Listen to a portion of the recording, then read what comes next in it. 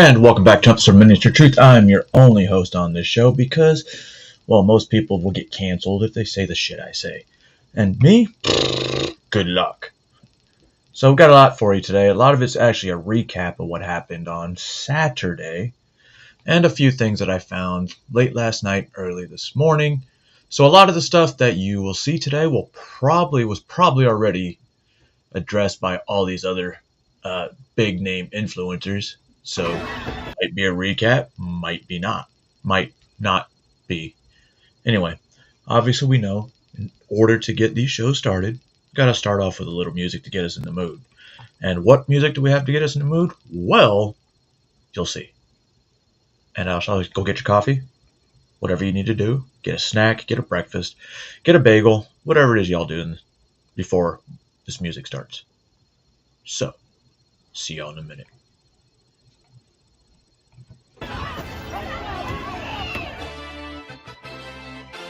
Where the Patriots set, red MAGA on the hat. Yeah, it's like that and we ain't turning back. Bet you thinking that you brave with a different flag. Way to find out the hard way. You don't burn my flag. Raise up, put them stars in the sky. Raise up, for American pride. Raise up, another term, Trump is back. Raise up, boy, I dare y'all to burn my flag. Raise up. So let me get this straight. You got your flag waving while you living where you hate. You snuck across the border cause you heard that it was great. And it is, now you wanna light our flag up in flames? That's the same thing, God, that we ain't headed left anymore. If we were, there'd be nothing left, that's for sure. Sending Ukraine money, but we got our own war. Hope you got your bags packed, cause you're about to get deported. Oh Lord, it's gonna get worse before it gets better. Cause we all know ain't nothing peaceful about these protesters. 45 on my hip and Trump is back for 47. But he's only one, man, we gotta do this all together. Where the Patriots set, red MAGA on the hat. Yeah, it's like that and we ain't turning back. Bet you thinking that you brave with a different flag. Way to find out the hard way. You don't burn my flag. Raise up, put them stars in the sky. Raise up, for American pride. Raise up, another term, Trump is back. Raise up, boy, I dare y'all to burn my flag. Raise up, you boys wanna start a fire and you started one. Better not protest in the street when my car's coming. Telling me I need to chill, saying that I'm on one. But your boy is red-pilled, I'm in it for the long run. Yeah, but I ain't running from intimidation. Like illegals when they running from the immigration. I love me and haters looking them right in their faces and laughing when their energy changes. I do this for our nation. They say it's lame, they say it's corny. No, it's lame, staying silent while they burning Old Glory. Either with me or against me, cause I'm riding to the death. For the red, white, blue, my only question. Where the Patriots set, red MAGA on the hat. Yeah, it's like that and we ain't turning back. Holy shit, guys. Holy shit. I'm gonna put everything on hold while we listen to this clip that was sent to me right as I was going live. And I think we need to watch this. I really do.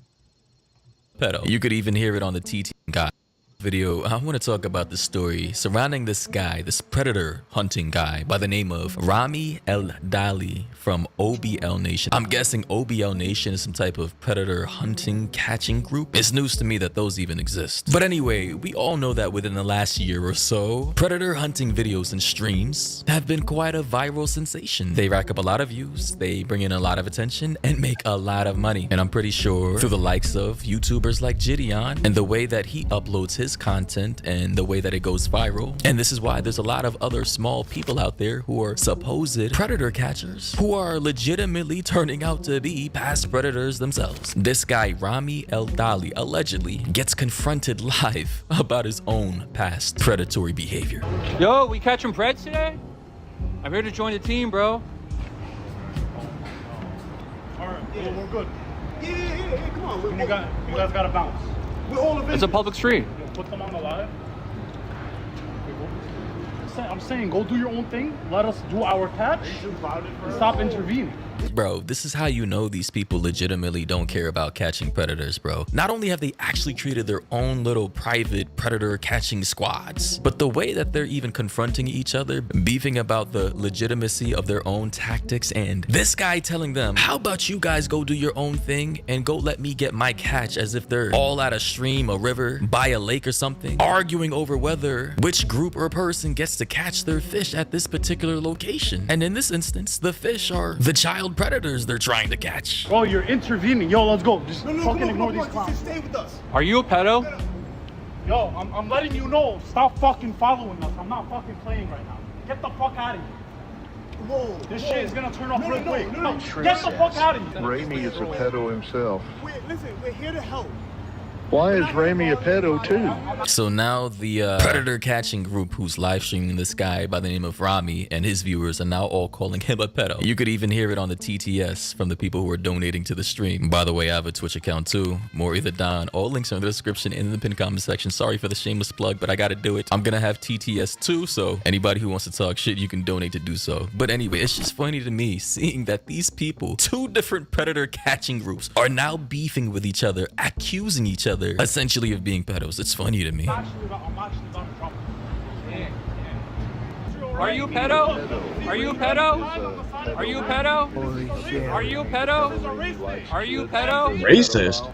Are you a pedo? Why? Are you a pedo? Why do you rabbis? Are you a pedo? 2-year-old dick. Are you a pedo? Are you a pedo? So he's just gonna keep spamming, are you a pedo, are you a pedo, are you a pedo? Here's the thing, bro. I don't like these predator catching guys. Like, I understand catching predators is a beautiful thing. I hate child predators. These people need to be castrated, lobotomized, sent out into the middle of the ocean to never be seen again. But something in my heart of hearts tells me that these people legitimately do not care about actually catching predators. They only want the views, they only want the money. And by the way, Oh, I I'm know, hearing yeah. over 90% of the times, they do more harm than good because they don't involve police officers. They don't alert local law enforcement beforehand so that once they catch these guys, they can actually arrest them. Apparently, all they do is lure these people, these predators, in like text chats, social media chats, and DMs, lure them to a specific location with promises of, you know, and then film them for the views and the money. And then a lot of the times assault them, beat them up on footage, on camera, and then let them go. These predators don't even face any consequences outside of being humiliated and beaten on live camera for these people's own little private Patreons and YouTube channels of which they farm donations from. Like, legitimately, outside of like creators like Skeeter John or Gideon, who literally involve police officers and local law enforcement and detectives in their cases, certifiably getting these predators arrested, these little rogue vigilante predator catching groups and people do more harm than good. And in my opinion, I legitimately believe that a lot of them are sadists, psychos, who are now just using this trend to legally, I suppose, beat up predators because they know nobody gives a fuck about predators and that most people will see it as justified.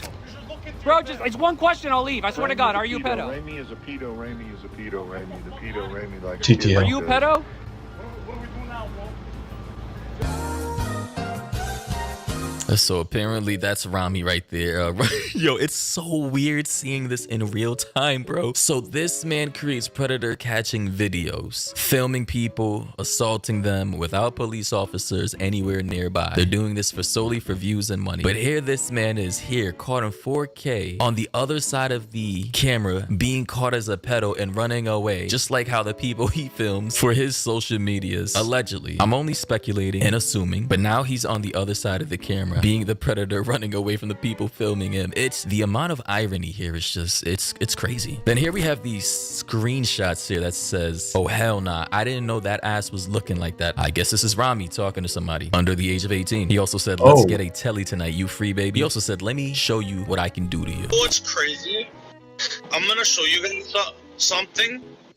Can you guys believe that the girl on the right side, and you're not gonna believe this.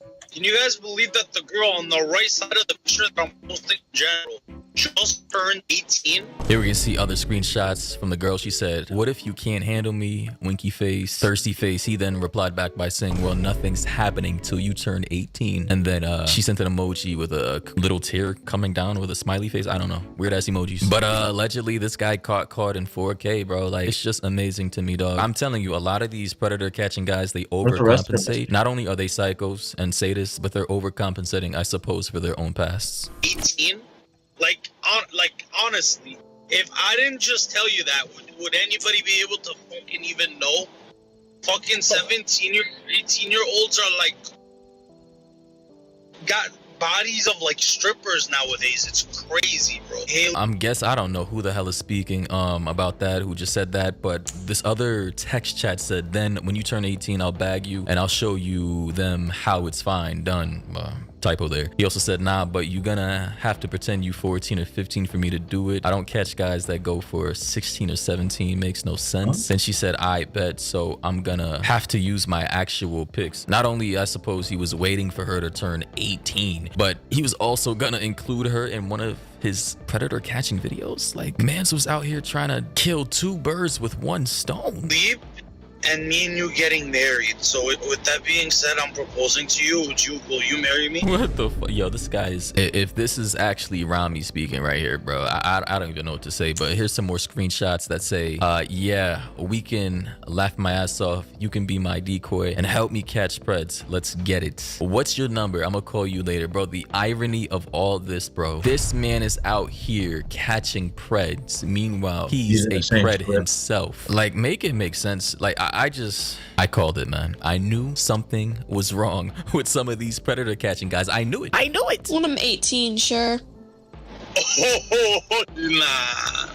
Yo. Yes. You can't be doing this, my guy. No, I'm serious. The one on the right. Would anybody be able to fucking tell that bitch just turned 18? All right. So I just had to pause the video to make sure that what was scrolling down the screen wasn't anything that would violate 2S, but they have a bikini on. So they're wearing a bikini. Clearly, we can see the screenshots here. You know, he's saying 18. She's saying when she turns 18. But for the meantime, she'll help him be decoy or lure preds to the locations of which he's filming. And, you know, she sent a picture of herself, I suppose. And he replied back by saying, "Only if you bless me, baby. Damn, wonder what that tongue could do." You know, honestly, I'm not surprised by any of this at all. You know, even in the comment sections, people are saying out there catching preds to sharpen his own techniques. Breaking news, they're all pedos. Somebody, you know, kind of confused as to what's happening said, "What did I just witness? I don't know who any of these people are. I don't know why these people are rage filming each other. I don't understand why the pedo was so upset. I don't know why I had to listen to an AI generated Discord conversation that was presented over some iMessage text. What the F is going on with humanity?" And then somebody replied back, I suppose they know more about the situation, saying that AI, quote unquote,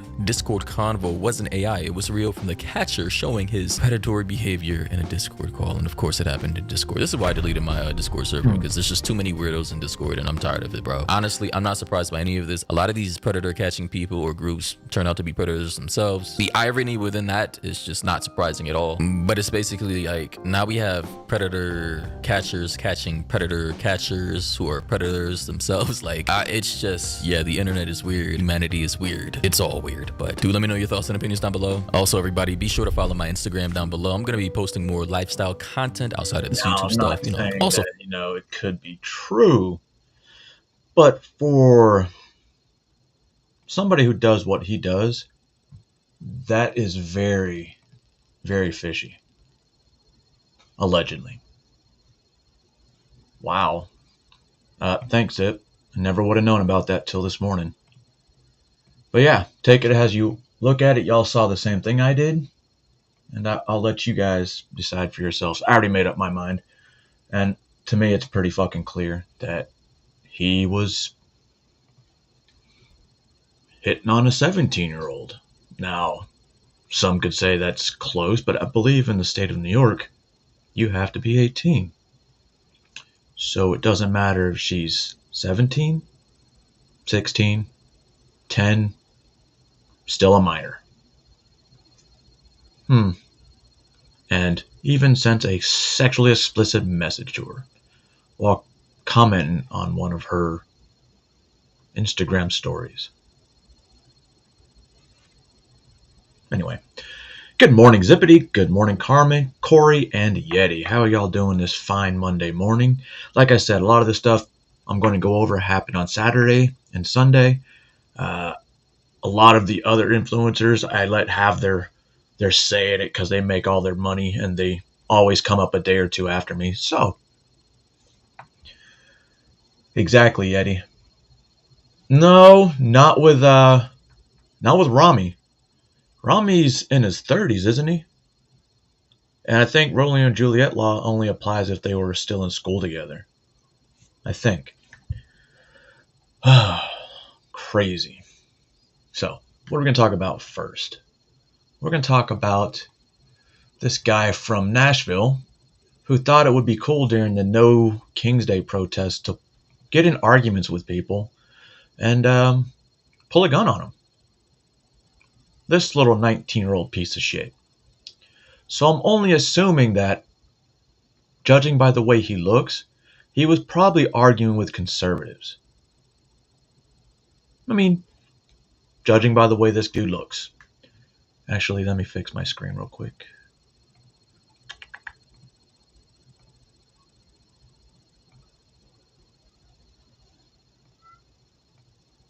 There we go.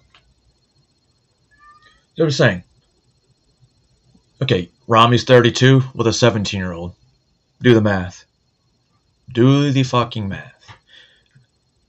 Like saying, I've never liked Rami. All I remember is one time that he went to catch a predator. The predator, like, when dude pulled out a gun and he went running like a little bitch. Like a little bitch. For a guy who talks a big game. And who likes to challenge people to a fight that are obviously much smaller than him and less experienced. But anyway, that's besides the point. But yes, this is Elijah Miller, who was arrested related to No King's Day protest in Nashville. The 19-year-old counter-protester is charged with disorderly conduct after brandishing a counter-protester. Really? You think this guy was a counter-protester for No King's Day? Look what he's wearing. Come on. There you go, basura. That's basura, 100%.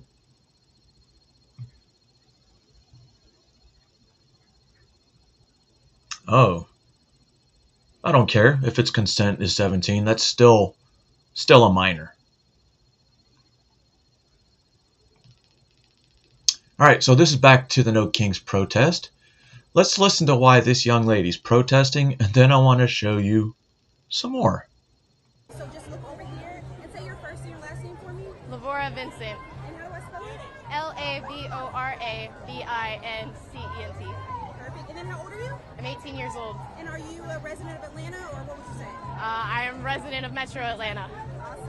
And do you go to school out here? Yes, I do. I'm a student at Kennesaw State University. Tell me a little about what Kennesaw, made you huh? come out here today and be surrounded by the other hundreds of people that are here today. I think the answer is really obvious. These are my countrymen. This is my country. And my entire life, I was told that I have the right to protest, that I have a right to care. And I do care. And not only do I have a right, it's my duty. It's my duty to care about what's going on. It's my duty to stand up. People have been talking about injustice since this country was built. This country was built on injustices. We killed Native Americans, then we built it off the backs of slaves. The country was built on injustices. I actually thought it was built on freedom from a king. Freedom from a king. And they want to talk about how reparations, and that's just, it happened 100 years ago and we shouldn't talk about it. We see the effects today. America was built on bigotry. America was built on hate. And it doesn't have to be that way. I do not live in a country, I do not pay tax dollars to murder innocent people. These are people. This is a country for us. This is a country of my parents and my children and my neighbors. And this is a country of immigrants. The colonials did not pay thousands of dollars. They did not wait 8 years to have citizenship. They didn't do that. Because when you found a country, you don't need citizenship until after. And the laws and regulations of the land, not really the land, require it. So borders mean something. And if we didn't have borders, then would we really have a country? Are we allowed to go to Mexico illegally and just, leech off their system? Can I go to Canada illegally and leech off their system? Probably not. Not that I would want to go to Canada, because their system's worse, especially when it comes to healthcare. I am not going to sit here while my people suffer. Your people. What do you think about the president? I know currently in D.C. he's having a birthday party sort of parade. What do you think about that as you guys are protesting here and in other... I believe it's 22, I but can remember in 2016 all the propaganda that was put out on North Korea and how they had a 2016. You're 18 now. That was like 8 years ago. You were 10. You were 10. Actually, that was 9 years ago. You were 9. Weird. You remember that? Okay. over Kim Jong-un's birthday and all the rockets that they displayed and the nuclear weapons. And the West took that as an insult and kind of a threat. Well, I see absolutely no difference in what's happening in D.C. right now. It's an absolute waste. Me, on the other hand, World War II got their parade. Gulf War got their parade. We never got a parade. Until Saturday. It only took the Army's 250th birthday. To tax dollars in any kind of way that you can put it, it's a threat. It's a threat to the American people that says if you step out of line, we will destroy you. We will take everything you love away, and I'm not going to stand for that. This is America, and you are nothing without the American people, and I want you to know that. Anything else you can to add or mention? If you're not angry, you're not listening. You need to be aware. It is your civic duty. You're not protesting for Americans, though. You're literally out there for a No Kings protest, which is synonymous with the ICE raids in Los Angeles, California, which is the whole reason for the No Kings protest. To care about what's going on. I don't care if you're Democratic or Republican. You have a constitution that sets freedom of speech. You have a constitution that sets freedom of the press. You have a living document that lives and breathes for the people. And that man is using it in corrupt, demonic ways. And he wants to talk about how the LGBTQ, how black communities, how POCs, how immigrants are the devil. That's only one devil I can see, and he sits in the White House. What? You should be angry. You should be out here with us. They don't care. Since when did Donald Trump consider me the devil?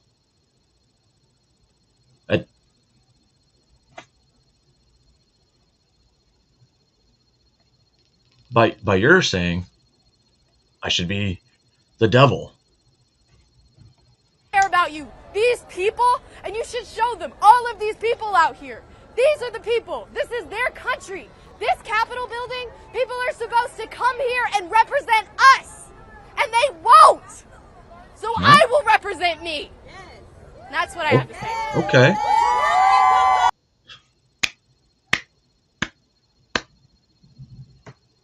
This bitch has no idea what she's talking about, but I'll let her talk. I'll let her talk. Remember, she's in college. Also, the same person. Remember, we're democracy, guys. That I would stand for my people. I said that every day at 8 a.m. for 12 years, and I mean it.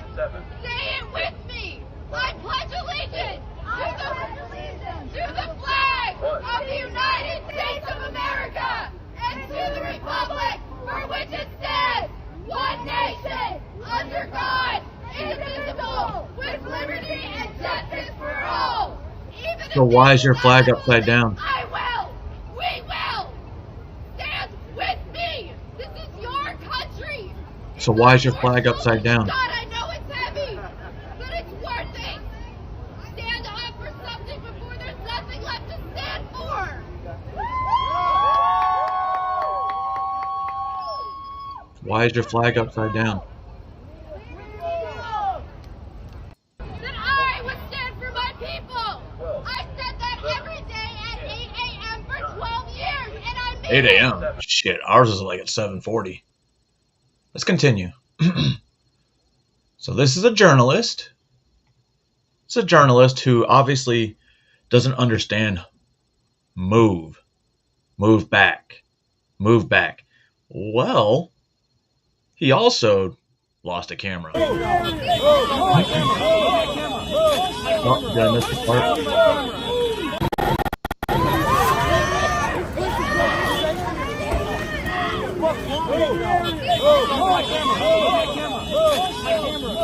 Oh, there's a camera.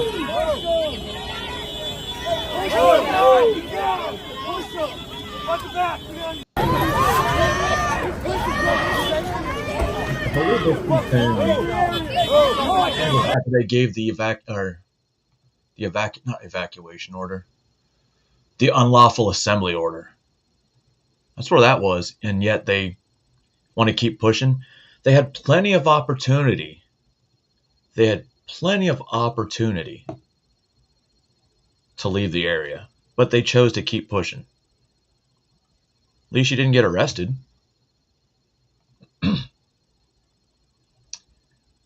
Also in Los Angeles.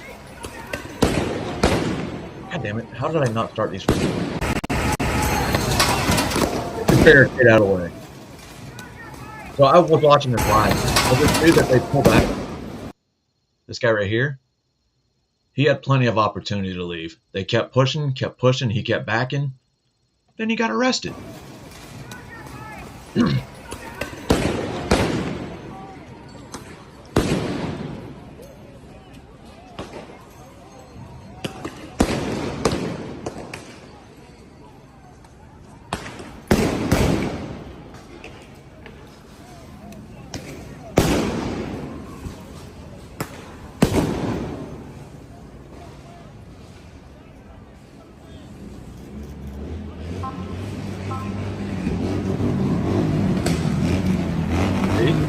They know what they're doing. They left.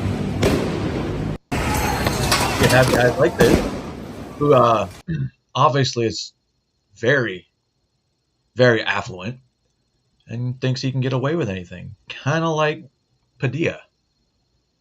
Okay, this is from Alex's video. I was going to show this, but I totally forgot because I even clipped it. But keep in mind, this guy, Alex, does give the money back, but this just shows how stupid these guys were. Wait for socialism. Want to get to socialism? Just give my cash app. We can get to socialism after that. What is it, sir? So one donation away from socialism, pretty much. Let me give you my cash app. You can donate to it. One donation away from socialism. Okay. All right, ready for it? So the flyer he's got is for the PSL, the People's for Socialization, or whatever. It's a socialist organization. Remember that specific organization. We'll talk about them in a minute. Yeah, man. How much you want to send to end socialism or to have socialism? $5 is fine. Yeah, that's fine. Yeah. All right, man. Yeah, I got the sign right here. We want to get to 30,000. So after your donation, it'll be 29,995 to end social or to have socialism. Just type in SHEBO 16. Can you spell that? Sorry. Yeah, man. SHEBO 16. EBO, Shibo. Yeah, 16. Now, the term of service, I mean, I'm a socialist, but it may or may not go to socialism, but it's to end social or to have socialism because I'm a socialist. So, okay. All right. Okay. So, and this is all voluntary. Don't feel compelled to do it, but it's to fight fascism and have socialism. Yeah, man. Just you can just put in the 4 just for socialism. Wait, let me see. Let's make sure. Let me just confirm it here. Oh, awesome, man. Thank you so much. Thank you for helping. Thanks, man. Appreciate you, bro. Yep. Yeah, take care, man. Yep. He sent it back, Jose. He sent it back. Oh, whoopsie, Mr. Jose Ramon. But he did send it back. That's just proof. This one's funny. So, if you're out there protesting and you have a giant bus, truck, transporting illegal immigrants, do you think a bunch of pansies will be able to stop this vehicle? Huh? Well, let's see if these, if with their powers combined, if they can make this happen.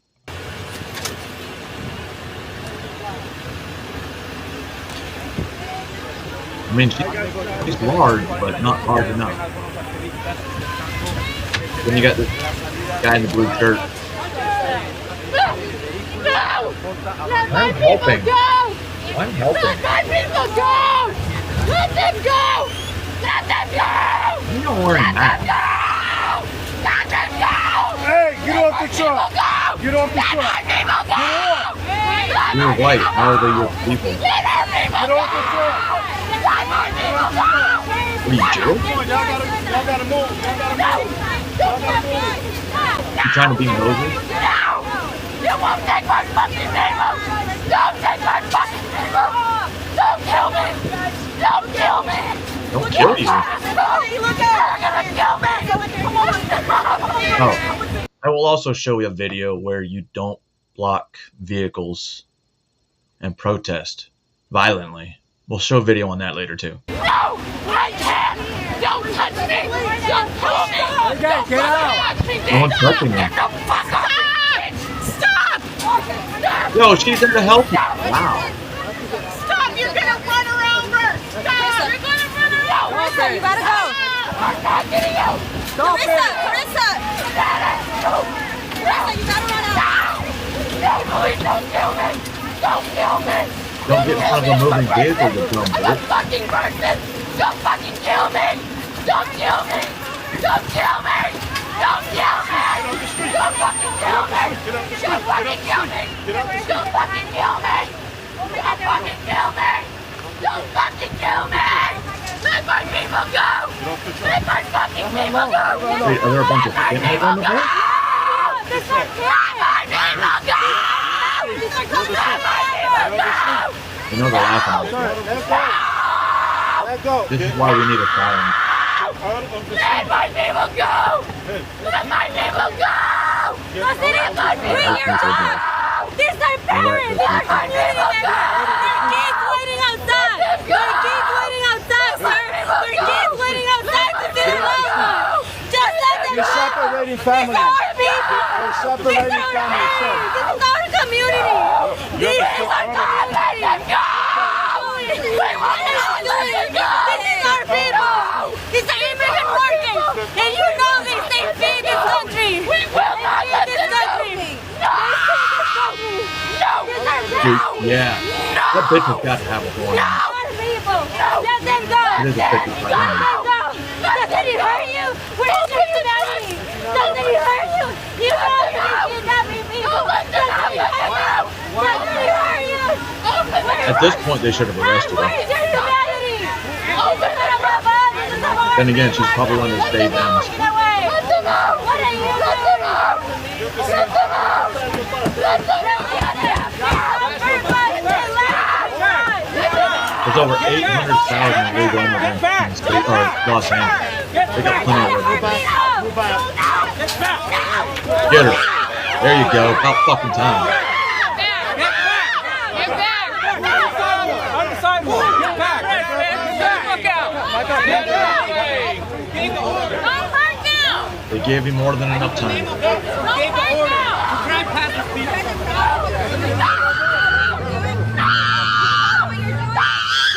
Watch your back, guys. Just be careful and get off the street, guys. Be careful, all right? You guys getting your toes run over? Oh, look, she's done. I'm telling you to get back. I'm telling you to get back. Get back! Get back. See, at this point, you should have arrested her. Don't hurt! Off the vehicle. She's got to get back! Get back. Vehicle. Off the vehicle. Get off the vehicle! All right, we're good, guys.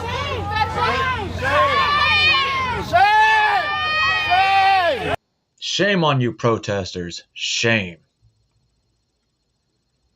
That's fucking crazy. That's mental illness times 12. Times 12. Well, for her, it's probably 5x. All right, moving on. So, okay, I have to move her to the end because she actually does something completely different. So we're actually going to get into a story. Those of you who don't know, this is just the article. The video's coming up later on. That during the No Kings protest in Salt Lake City, well, there was violence. At least one person died, and I believe one person shot. And, well, I'm going to tell you right now. Remember those 3 letters I told you to remember? Well, the same people organizing the parade had this man right here, Arturo Gamboa, shoot one person with an AR, and then, well, they arrested him peacefully. But one thing I want you to notice is we're going to scroll down. Post on X alleged Gamboa is a BLM supporter, citing a possible Facebook profile indicating he attended or supported 2020 Provo protest organized by the Party for Socialism and Liberation. The same people in Houston that were funding the parade or protest. The same people in California who've been funding these protests.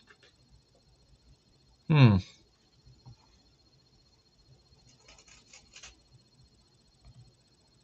her to the end. Move this faggot to the end. All right. So this was in Riverside, California. We all know who protests in Riverside, don't we? But I don't think he was here because he only protests when it's Palestinian parts, not Mexicans. But let's see what happens when a group of protesters surround a vehicle, hit the vehicle, and then they don't want to accept the responsibilities that come with it. Trigger warning.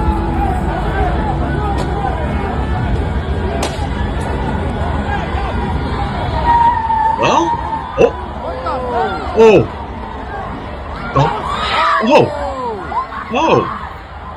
no. Oh no! Oh no, guys. Oh no.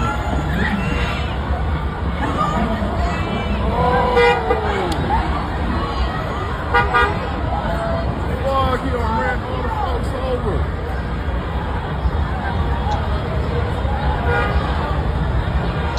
Peaceful protest turns tragic. I'm sorry. That didn't exactly look peaceful.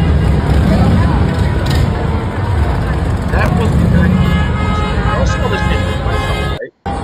Them hitting the vehicle. 1, 2, 3.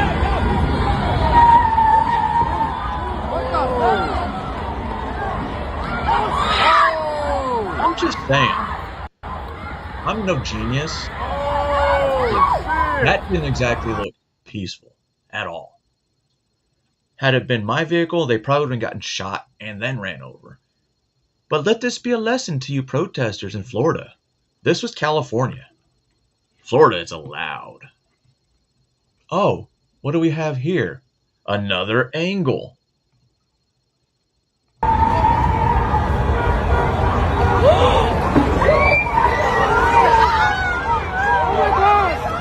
And judging by it looking like that giant SUV, I'm assuming it had kids in it.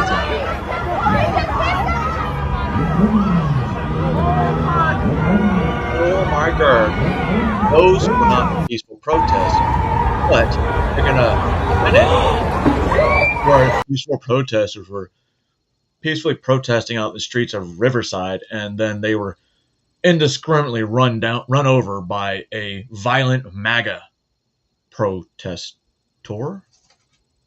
Yeah, it's all MAGA. All this violence is caused by MAGA. Hello, Juniper. Now, no, I don't think I want to play these guys. Yeah, I do. So, these next 2 videos are from one person whose family immigrated to the United States the legal way, and all of a sudden he says, "Why are my parents saying that people need to come here the legal way?" And then you have another Russian who came here the legal way, and while she has a different thought process than this young man, I think it's a man. I don't know. He is Korean. From my parents about the ICE raids and what's going on in Los Angeles. And it was bewildering to me to hear their opinions about what's going on. Yeah, like it's crazy because I'm a product of immigration. My parents immigrated from Korea.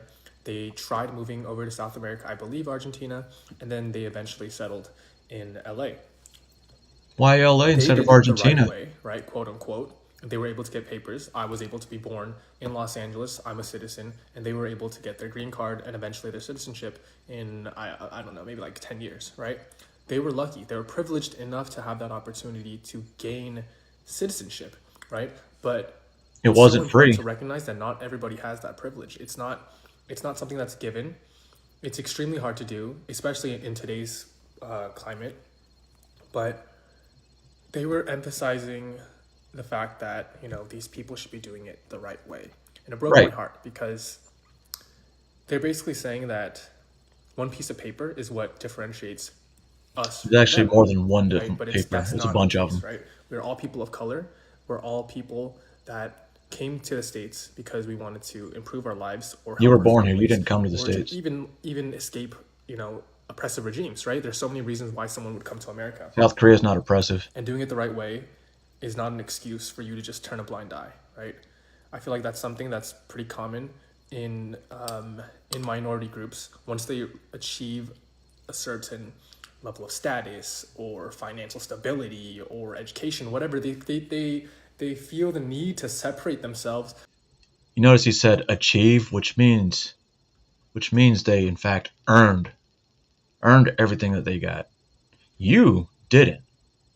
You can sit back and complain because you were born into this family, which obviously it looks like you're well off. Maybe they need to kick you out of the house.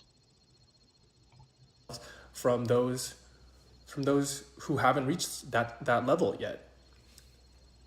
But come on, guys, like there are enough resources for us in this world for everyone to coexist. There's enough empathy. There's You enough said kindness world. for us to just give it around, right? We He said world. So why doesn't the rest of the world take in these immigrants? Why does it have to be us? we should be helping the people around us. We should be supporting them, and we should stop being assholes. So what do you do besides get No, on TikTok? That's just my point of view. I hope that if you're watching, you also feel that type of way, because culture and diversity is what makes us us. That's what makes the United States of America so fucking amazing, because we can all come together and enjoy different cultures like this kimchi jjigae. But yeah, I'm upset at my parents, but I'm not gonna stop having this conversation with them. I'm gonna try to, you know, continue spreading the truth, spreading love, and I encourage you guys to do the same. Last night, I had a conversation with my parents about the ICE raids and what's going on in Los Angeles, and it was bewildering to me to hear their opinions about what's going on. Now let's listen from a Russian standpoint. As a Russian that grew up in Russia, I'm a little confused what people are protesting about in LA right now.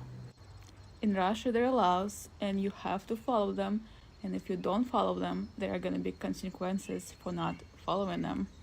So I guess my Russian mind can't really wrap my head around if you came to any country illegally, you may be deported, and you're most likely going to be deported. Mm-hmm. So again, what are people protesting about? I don't understand. It's not like you can choose which laws you want to follow and which laws you don't want to follow. I also feel like by not reinforcing these rules, you're basically telling the whole world that you can come here illegally and do whatever you want and nothing's gonna happen. And it's like all countries have their own rules how to get there legally. They do. You can't just come to Russia illegally and just stay there. You can't just come to Japan illegally and stay there. So if you can let me know what's the difference with America, because I'm just genuinely confused. And I just genuinely want to know. So as a Russian that grew up in Russia, I'm a little confused what people are protesting about in LA. You know, if anybody would know about oppression and wanting to come to the United States, I believe it would be Russians. I mean, that's common sense. But the old saying, common sense isn't so common. So now we're going to talk about, the other day I think I said I was going to get into this on Sunday, but I totally forgot. And, well, this young lady, a former Democrat, breaks it all down for you the same way I was going to, but she has much better graphics. And you can tell she used to be a liberal because she still has that blue streak in her hair. But pay attention who's funding. Who is funding these protests besides PSL? If you are thinking about attending one of these protests on Saturday, please do me a favor and watch this video all the way through. I promise it won't be long before you make up your mind. And please share this to anyone that you think might be planning on attending, because what I'm about to say is very important. I might have voted for Trump in this last election, but I am a lifelong Democrat. And I have stood exactly where you are standing right now. I used to believe in the cause. I used to have the passion. I know what it feels like to want to do something in the face of injustice. But I am asking you, matter of fact, I am pleading with you, sit this one out. What's happening on Saturday might look like another protest, but behind the scenes, there are some serious shadows at play. There are people funding this movement that do not care about justice. They are not looking for peaceful reform. They are looking for chaos. They are literally playing a game with lives, and they are willing to sacrifice yours to win. This is not about the issue anymore. This is about power. And I took these screenshots from my iPad, so forgive me if they're a little wonky, but this is Kind of looks like the same video or screenshot I showed you guys. Well, mine wasn't a screenshot. Mine was me showing you the website. a website called datarepublican.com. It literally is tracking all of the nonprofits, all of the government organizations, all of the NGOs, all of the big organizations that are funneling money into these protests. There are entire flowcharts for each organization that shows how the money flows from the top and gets funneled down into these organizations. This website will literally show you and break down how they are taking money from the top that has been donated by taxpayers, and they are funneling it down through trusts into random nonprofits from different states so that you cannot track the money back to where it came from. The thing that you have to understand in this moment is that the people that are funding this and the people that are pushing this movement forward are not activists. They are strategists, they are billionaires, they are CEOs, and they are probably government officials. And their goal isn't equality. It's instability. They want headlines. They want chaos. They want outrage. They want division. They want frustration. And they know that if enough well-meaning people get hurt or worse, the media is going to spin it in their favor, and the nation is going to fracture even further. That is exactly what they want. I need you to know that in this moment, you are being used. And I know that you guys really care about the issues that you are fighting for. I get it, okay? But the question you need to be asking yourselves is, if the people behind the curtain really cared about you, would they be putting your lives at risk in order to accomplish their goals? Because at the end of the day, you are the ones that are on the front lines, not them. And when things go sideways, and I believe that there is a strong possibility that they will disappear into the background, and they will leave you facing the consequences. Because I'm just going to warn you, not every single state is going to be as lax on what is going on as California has been. Let me show you what Georgia and Florida had to say about these riots. Georgia Attorney General Chris Carr posted this on Facebook. A warning to rioters: we will not hesitate to bring domestic terrorism charges for those who earn it. We are not California or New York. We are Georgia. We don't make excuses for criminals here. We prosecute them. If you try to mob rule a car in Brevard County, gathering around it, refusing to let the driver leave, in our county, you're most likely going to get run over and dragged across the street. If you spit on us, you're going to the hospital and in jail. If you hit one of us, you're going to the hospital and jail, and most likely get bitten by one of our big, beautiful dogs that we have here. If you throw a brick, a firebomb, or point a gun at one of our deputies, we will be notifying your family where to collect your remains at, because we will kill you graveyard dead. We're not going to play. That is what the law enforcement in Florida had to say about the situation. So I hope you take me seriously when I am telling you that these people are intentionally encouraging you to do things that are putting your life at risk. So I am asking you, please do not give them what they want. Your life is worth way more than being a pawn in someone else's game. And at the end of the day, there is still real work that needs to be done. See, people are actually telling what they should and shouldn't be looking for. But, as long as it pushes their false narrative, like I said, there's no profit in unity, and they know that. They know that. Look at all these NGOs that were funneling the money through this. to the tune of over $1 trillion. $1 trillion. No big deal, right? No big deal. Now we're going to switch off protests for a couple minutes. And these are the first.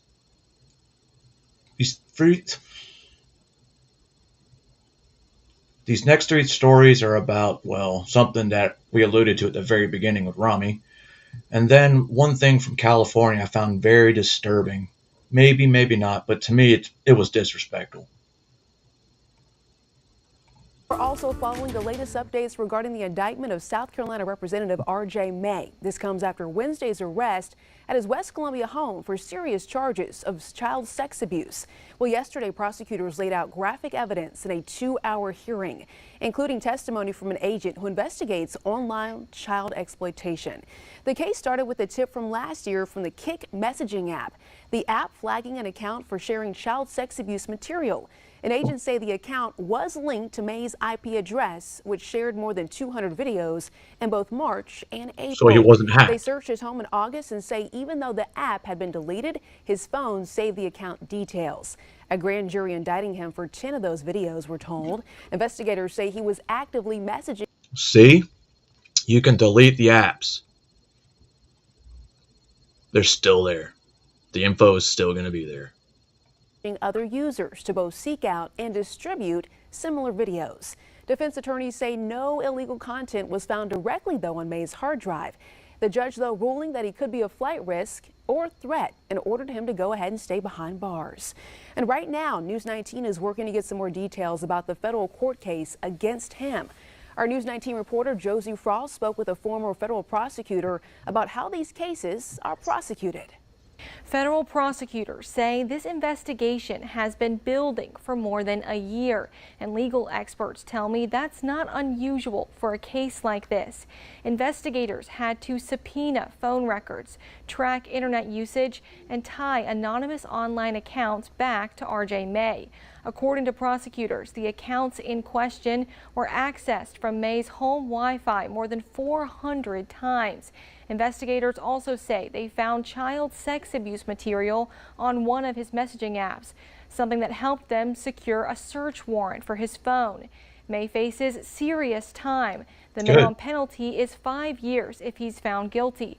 But a federal prosecutor I spoke to today tells me he's likely to be subjected to some sentencing enhancements, which means if he's found guilty, it'll be much more than that. I would say conservatively, just based on what's there now, again, not counting what they might find later, he would get enhancements for things like a young child being involved, trading images for other images, using a computer, things like that. And because of that, my estimate would be if he pled today on all 10 charges, he'd be looking at somewhere between 17 and a half to 20 years.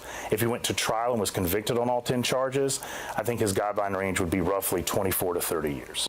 Yesterday was May's arraignment. For a federal case like this, it typically takes about a year to get from the arraignment to a trial. In the studio, Josie Frost, News 19, WLTX. Josie, thank you so much. And House leaders. They don't allude to it in this video, but they were saying in another one I was watching that he may or may not have left the country to go diddle little kids in Asia. Like I said, that was another report that was like 15-minute report, but it was like the whole news segment for the night. And well, I wasn't really going to play the whole thing because the rest of it was like other shit going on in South Carolina, but that's the big one. Another sitting representative. Wonder what they're going to do. I know in some places in Texas, they just arrest you for meth and you get 30 days. Allegedly.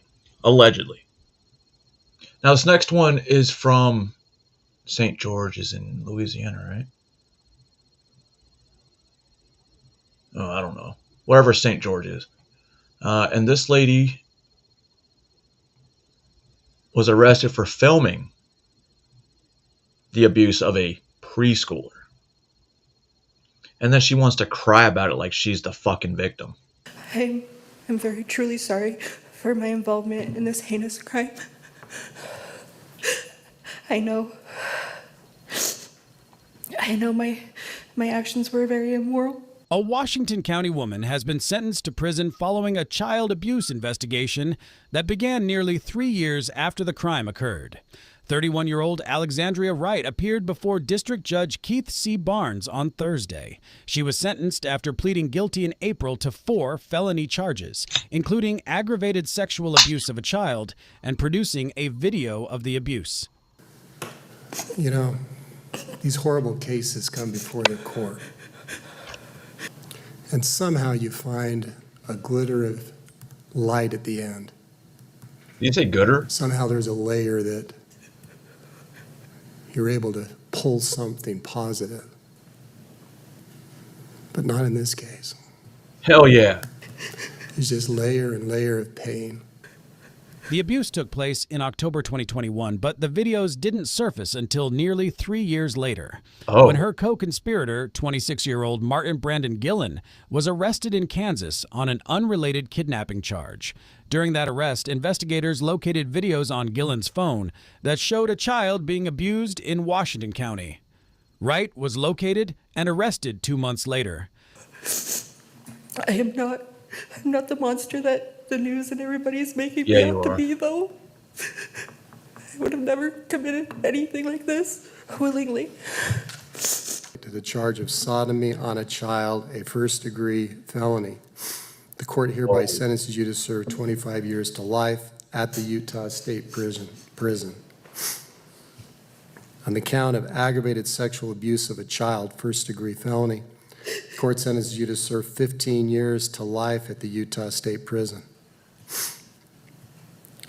The charge of dealing in materials harmful to a minor, a third-degree felony, the court sentences you to serve 0 to 5 years at the Utah State Prison. On the charge of aggravated sexual exploitation of a minor, a first-degree felony, the court sentences you to serve 15 years to life at the Utah State Prison. These charges to run concurrent with count 1, 25 years to life. Wright also faces charges in federal court related to the same case. She is scheduled to appear in St. George next week for a hearing on possession and production of child pornography. Gillen was indicted in federal court and later sentenced to life in prison plus 95 years for multiple charges including sexual exploitation of a child and kidnapping. For now, he ain't going nowhere. Matter of fact, he may be sentenced to life, but hopefully in Kansas, they're like, you know what? His life is only going to be like 3 months. Not time served, but death penalty. All right, this is another video that was sent to me last night. I believe it was last night.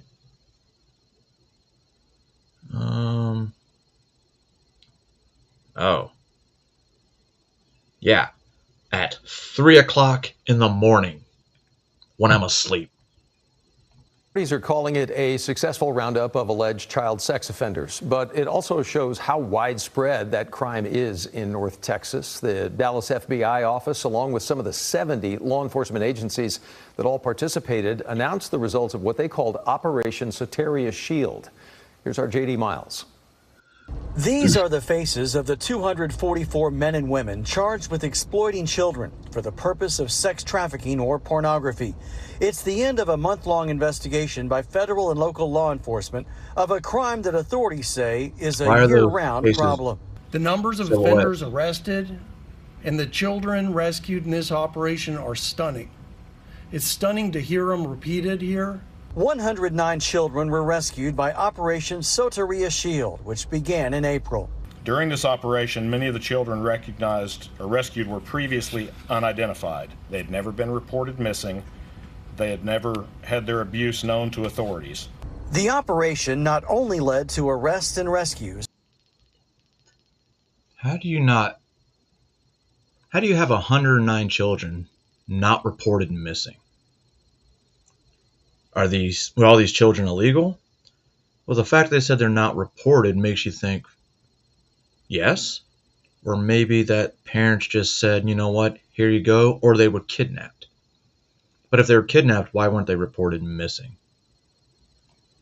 but also to the seizure of terabytes of child abuse sex material through a collaborative effort that started 10 years ago and now includes 70 Texas law enforcement agencies. What started as a small team with a bold idea has grown into something very powerful. In a lot of these cases, authorities say the sex offenders never actually meet their victims face to face, but instead use technology to coerce them into sending explicit images and videos. The head of the Dallas FBI office says the methods used are not just involving social media, but also online gaming systems. So I think for many of us, I'll speak for my generation, we were raised to be concerned about faceless strangers that might try to contact us or cause us harm on the street. But we've moved past that. Again, predators have access to our children in our home through technology. Authorities urge families to use parental controls on any devices kids use and be aware there are more faces like these still out there. In Dallas, J.D. Miles, CBS News, Texas. Many faces. They're still out there. We know they're still out there. They're getting caught every day. What was funny yesterday, I was watching Alex's catch on Messages to Emily yesterday, and the guy they caught apparently got caught the day before by a different team, and they confiscated his phone. I thought that was kind of interesting. So 2 days in a row, caught for the same thing with different decoys.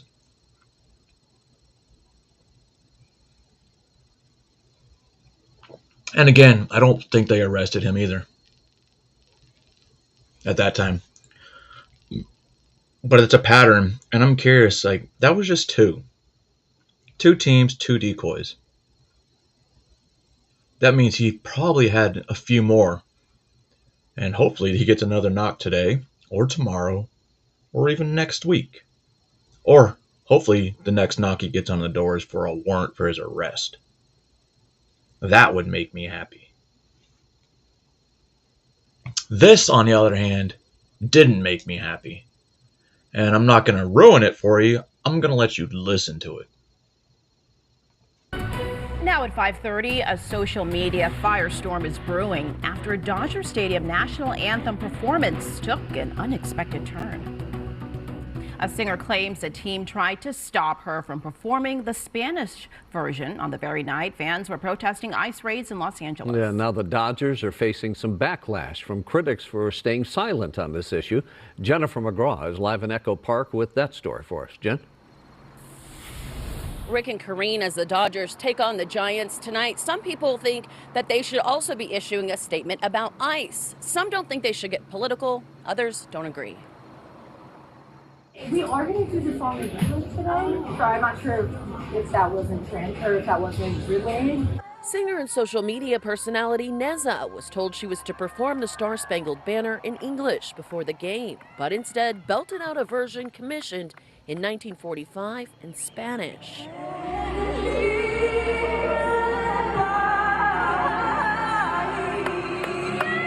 A move the organization certainly didn't seem to appreciate. Neza posting this emotional video. I just felt like I needed to do it. Para mi gente.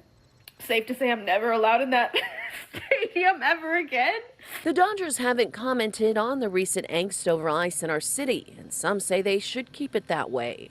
Keep it sports, and when it's a community action type of response, then let the community speak. You know, you have differences of both sides, and I think they should stay neutral about it. So, you know, everybody has an opinion, and I think it personally, but when it comes to sports, it's sports. But others say teams should. We're really disappointed that the Dodgers, given their influence in the city and their importance to the Latino culture, hasn't said anything publicly about the horrors that people are going through. While they haven't released a statement, the Dodgers have said that they will not tolerate fan misconduct. The other night we saw a rowdy fan being removed holding an anti-ICE sign. However, one Dodger did speak out. Fan fave Kike Hernandez posting this, saying in part, "This is my second home and I cannot stand to see our community being violated, profiled, abused, and ripped apart. All people deserve to be treated with respect, dignity, and human rights." Manager Dave Roberts was asked about it by the LA Times, and he said, I just hope that we can be a positive distraction for what people are going through in Los Angeles. We also reached out to the Dodgers and haven't heard. Weird.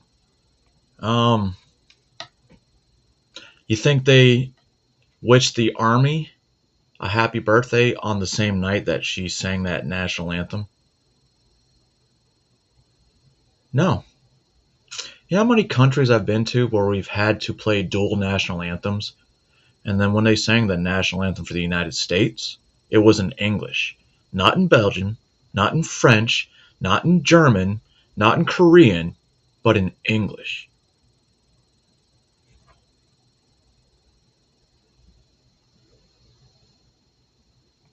We're on the corner of Alameda and Temple.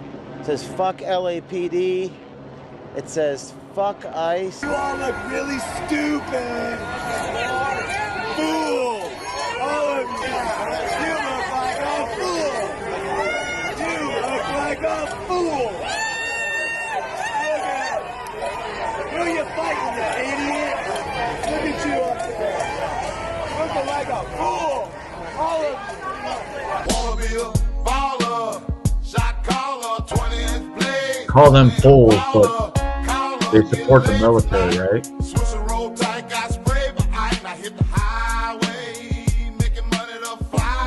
I've seen a lot of reports that's saying that, people are getting paid for this, that the protests were pretty much useless because we, in fact, don't have a king, and they were allowed to protest without repercussion, unless they did something stupid. It came up to me yesterday. It was like, hey, like, sign up here for a protest on Saturday. I'm like, what do you? But like, he got paid, and I'm like, bro, I'm trying to do that. Yeah, they do. Yeah, they go around. They pay for like $20, I think, a person or something. But who's the group? I forgot who it was. I think it's RDA. It's the communist group or something. RDA. Yeah. So this is the bridge where they were throwing the bricks down. It says death to America. You got another one? Fuck ICE. IDF Death to America, trains huh? I ICE. thought they wanted to be welcomed into America. Darth Vader. You're the Secret Service. Oh, nice. Which guy is that? Which guy is that? He's not behind me anymore. Oh, you're protecting him. Huh? You're protecting that guy. Yeah. Oh, very nice. You have to copy Darth Vader. Is that a North Korean flag? Okay, no. I think it is.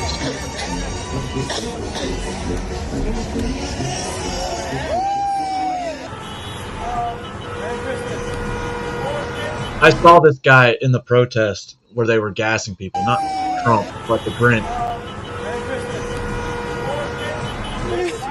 Why are they wearing a suit?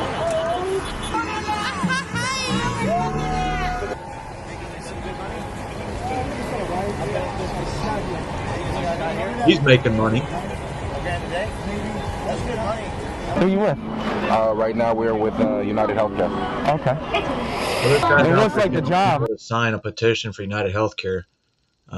He gets like $11 per signature. But isn't United Healthcare the same company whose CEO got murdered in the streets of New York? That same company? So literally what I just did. Hello, sir. You walk up. You're like, hey, are you a registered voter in the city of Los Angeles? Sign our petition. Cool. Right? What's your number? You get $11 per signature.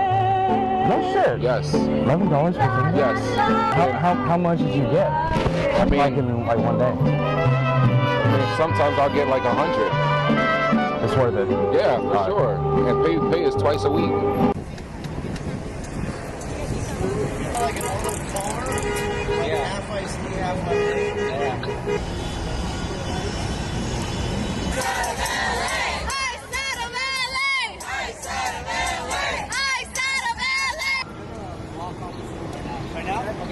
Walk that way? Yes, we're on either way. All right, okay. Thanks. So we just got in there just in time? Yep, they're about to block off the street.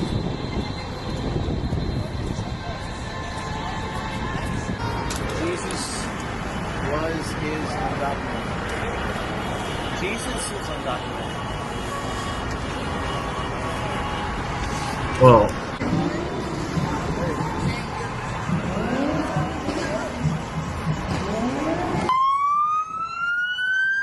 this is right when that order to vacate happened. Here they come.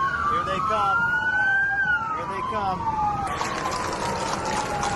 Face masks, Where is she reported? Transylvania.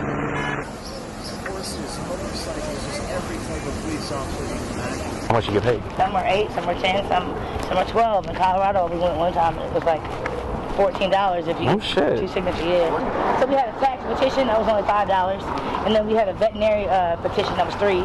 Then we had a teacher petition to get teachers raises, and that one was paying also was $8 a signature. What about you? Like animals? Do you have a grand dog? Yeah. All right, sign this too. We don't got to verify them anything too. No, we don't. Turns out board members are taking money from donors. I want to talk about your investments. I want to talk about agitators, and we just stood in line with I can't even imagine 50,000. What are these protests really for? You hear that lady, she goes around the country from Denver, Los Angeles. Then you have that other black lady. Not black lady, that was Denver.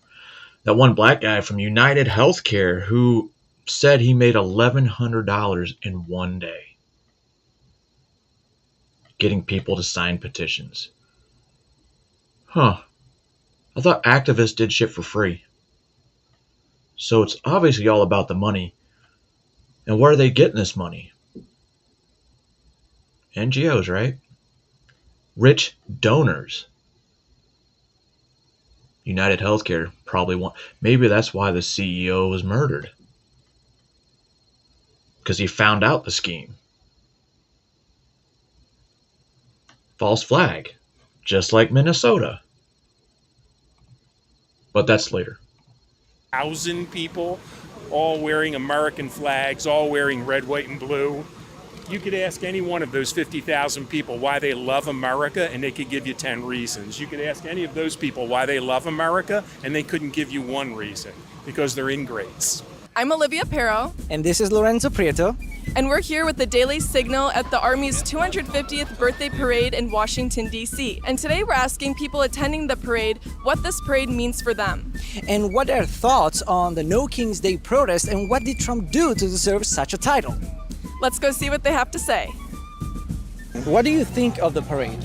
Oh, the parade is very significant. Last time I was here was 1991 for the big military parade then. Both my grandparents, or both my grandfathers were, one of them served in World War II. Well, I came to the parade to bring my son because he's never seen anything like this. And I wanted to make sure he'd get that experience. Despite the cost, I think it's important to celebrate. Whenever we celebrate weddings, anniversaries, birthdays, we always spend a lot of money and we treat ourselves.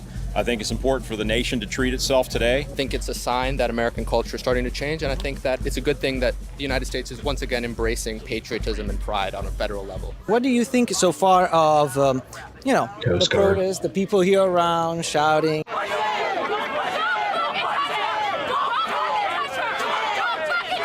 They're saying Trump is a king. What do you have to say to that? No, I don't think that a king would go around trying to decrease the size of the executive branch, which he's attempting to do through things like DOJ, any attempt to kind of decrease his own power base. I have seen no evidence of him acting as a king or dictator. If he were, he would send out vans and he'd go round up all these people that are on all the overpasses on the approaches to Washington, D.C. today that are protesting or advocating for this no kings nonsense. I don't think in 1775 they would have been standing in the line at Bunker Hill. This is the greatest country in the world. They can't do that in Iran. They can't do that in the Gaza Strip.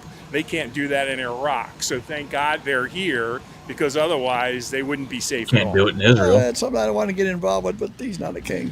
It's Somebody's coming with the word is king. King of what? You know, I think everyone should have an opinion, which is great, but until someone has lived in a country where there is no democracy, I don't think they really understand what that is like. And so living under a communist rule, for example, they wouldn't have the luxury of doing any of this. Some representatives like California Gavin Newsom stated on national television that what Trump is doing right now is more like a way to show off a weak, or that he compared the whole parade to something that Kim Jong-un or Putin would do. He's not really a scholar of history, because if he did, then President Eisenhower, President Truman, President Roosevelt would be in that same category. It's unfortunate. I wish he was here to see it and appreciate it. No, this is about one branch of our military service and their history and what they've done back to the times of George Washington. It's about our country.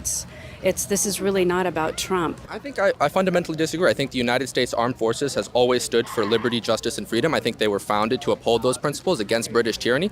And we've had a long tradition of military parades in this country. I see no reason why now they should symbolize tyranny and not the kind of founding principles that this country was founded on. So they'd rather spend money on keeping all these immigrants with their Medicaid and Medicare instead of, just a little whatever. All right, this was in New York. This man was allegedly accused of stabbing someone during the No King's Day protest. But he's innocent, guys. He's innocent, yet he had a knife on him. No, man, get off of me. No, that's mine. I use it for self-defense. Yeah. Don't do that. You see how they pulled a mask off him as well?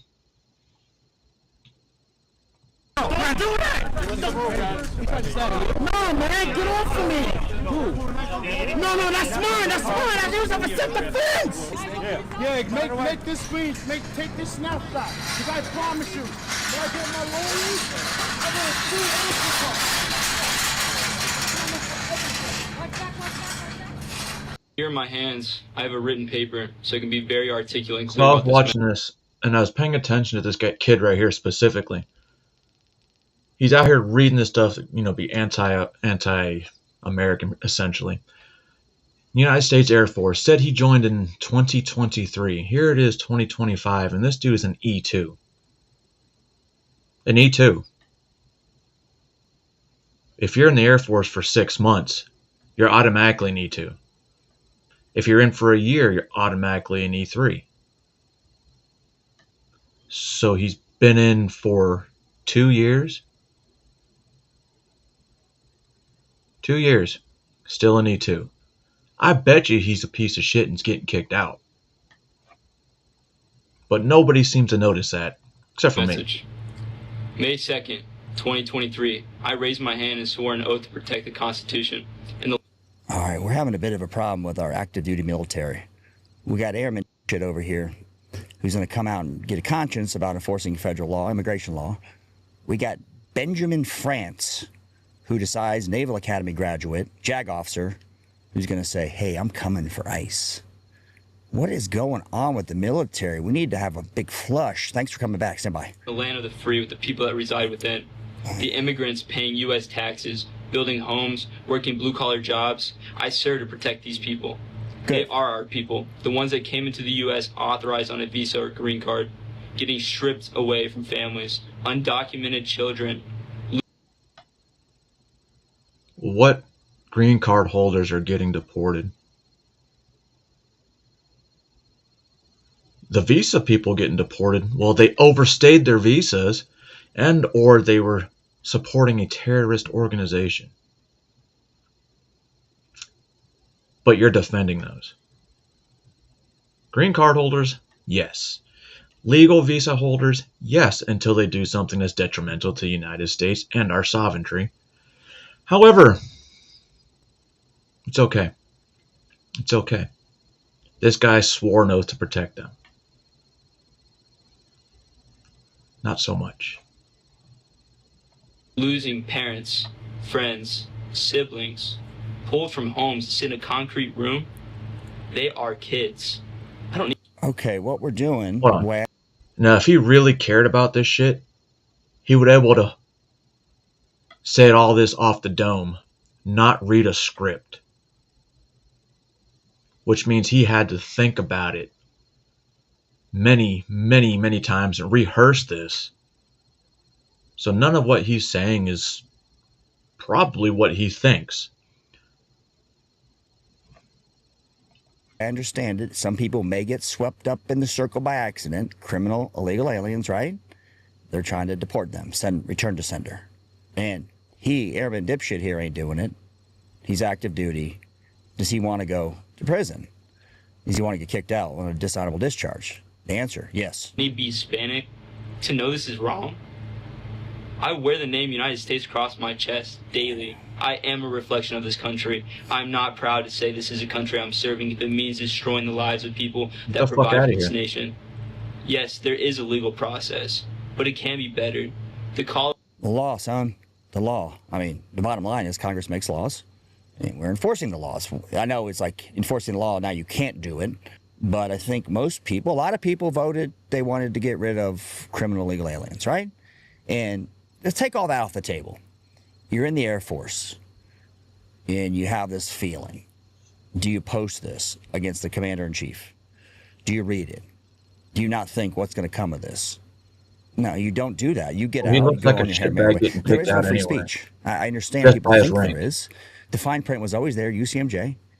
And social media is out of control. Talk to a friend of mine, good guy. Politicians, military, they can say whatever with no recourse. Yo, Of course did he there's buy this recourse. notebook just didn't for have to that? pay thousands of dollars or get a visa to be on this stolen land. I might lose the uniform I wear, but then what is the First Amendment? Here's my thing when people say we're all on stolen land. Well, if you believe you're on stolen land, so why don't you self-deport? Right? If you're here illegally, shouldn't you self-deport? Te escucho.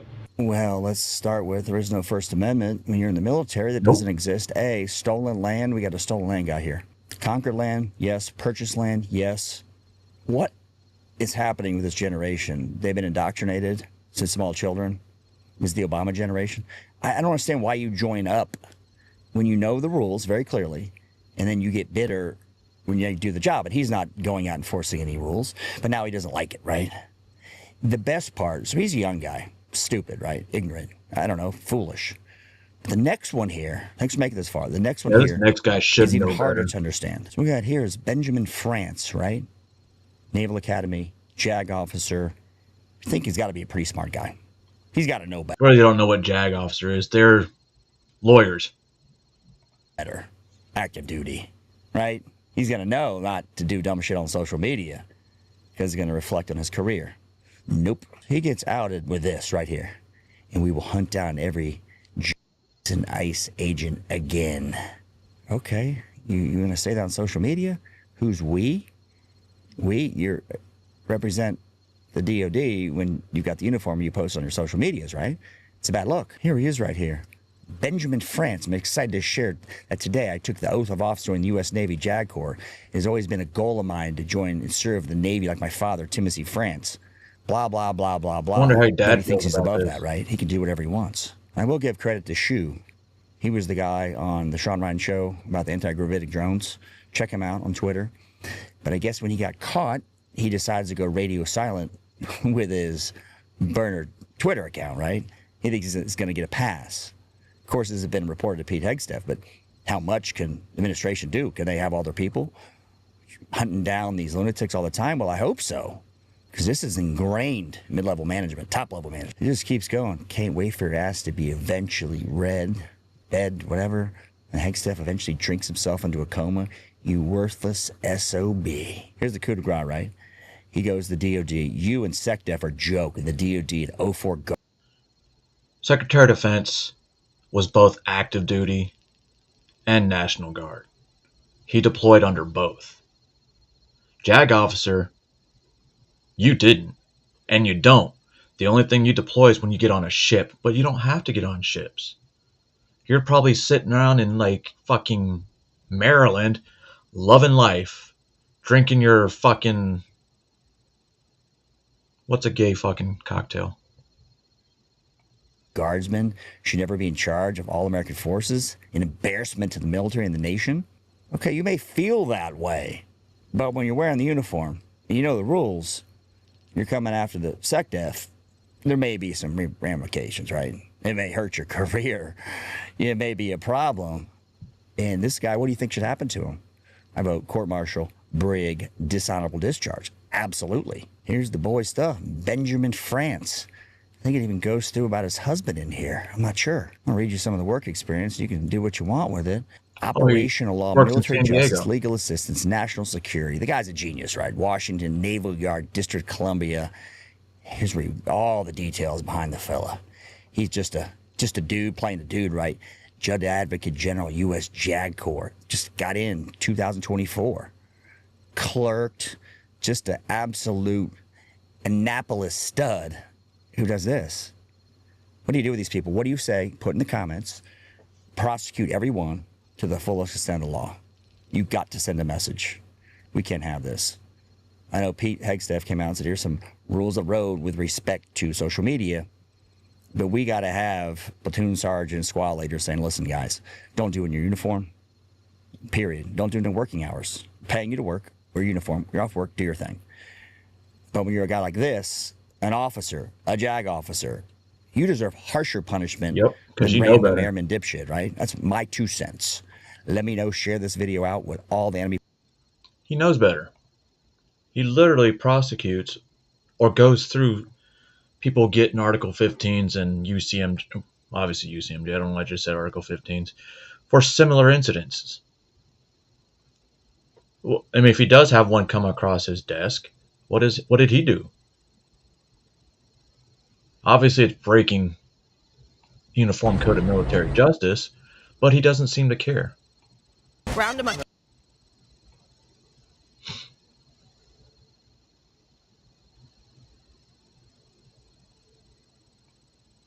All right. So this next one starts to bring to mind a false flag incident in Minnesota. Spenny Johnson, I get it, but a lot of the stuff he says kind of makes sense when you look at the evidence he presents with this Minnesota shooter. And you know, if you look at the doorbell cam and then you look at the picture of this dude, it looks kind of weird that maybe this isn't the guy. What's up, guys? It's Benny. Something extremely sinister, dark, and evil is happening in the state of Minnesota, and we're not getting the full story. Something isn't adding up here, and it's time to talk about it because lives could be at risk. Now, there seems to be a massive cover-up. Look at this guy. Look at the video. Darker or photo. Here's what we know. A man wearing a Walter White mask showed up wearing a fake policeman's uniform and tactical gear, driving what looked like a police car. You can see right here in the ring camera footage, the police lights outside of the home. This man's wearing a very, very creepy mask. And I say this man because, well, there's a lot of suspicion as to who actually was this person, because we just don't know, actually. This was a Walter White mask. This was clearly an homage to the famous Walter White scene in Breaking Bad, where he was arrested yesterday, by the way. I am the one who knocks. Don't know who you're talking to, so let me clue you in. I am not in danger, Skyler. I am the danger. A guy opens his door and gets shot, and you think that of me? No. I am the one who knocks. So this is the most famous line in all of Breaking Bad. It's a very popular show. It's listed as the #1 TV show of all time by IMDb. Well, anyway, the point is that this was clearly somebody LARPing, right? I am the one who knocks, because he showed up as Walter White, and then he ended up killing the Speaker of the House in the state of Minnesota, somebody who just taken a principled stance voting against, the only Democrat to vote against criminal aliens having access to free health care, something that, well, the perpetrator, the suspect at least, was involved in. But anyway, the point is that everybody's saying, all right, this is a little creepy, but like, what happened next? because police officers confronted. Yeah, this is the part I found weird when I originally heard this, not this part, but the actual live story. They said they exchanged fire and the guy went back into the house, but then they missed him because he went out the back door. This individual at the house. Look at this. This is the front door right here of the home. This is the front door of the house. The cops blew that door to smithereens. Look at all these bullet holes. I can count a dozen bullet holes inside of the home. They confronted him while he was walking out of the house. Listen. Extensive manhunt involving hundreds and hundreds of police officers and SWAT teams searching, gridding off areas as we believe confidently the suspect had fled out the back of the house after being confronted by the police. Very briefly, after the officers had exchanged gunfire and the suspect retreated into Melissa's home, they immediately went up to the threshold and looked in and seen a male that was down, clearly had been struck by gunfire. They made a limited penetration, grabbed a hold of the male and drug him out to safety to attempt first aid. However, he was pronounced dead shortly after that. At that point, the officers surrounded the house, got additional resources and SWAT resources, and then ultimately went in with a drone identifying a female in the home. So you're telling me that an entire SWAT team and a bunch of police officers literally exchanged gunfire with the perpetrator here, with the murderer, and he was able to flee, and they were able to effectively just let him go. So he just committed murder. They know he wasn't a real cop. No big deal, deal, right? right? Uniform, and he had a police vehicle, and they had seen that there was a murder at the home, and they just let him go. They shot this many rounds at him, and he was able to nimbly flee and get away from officers.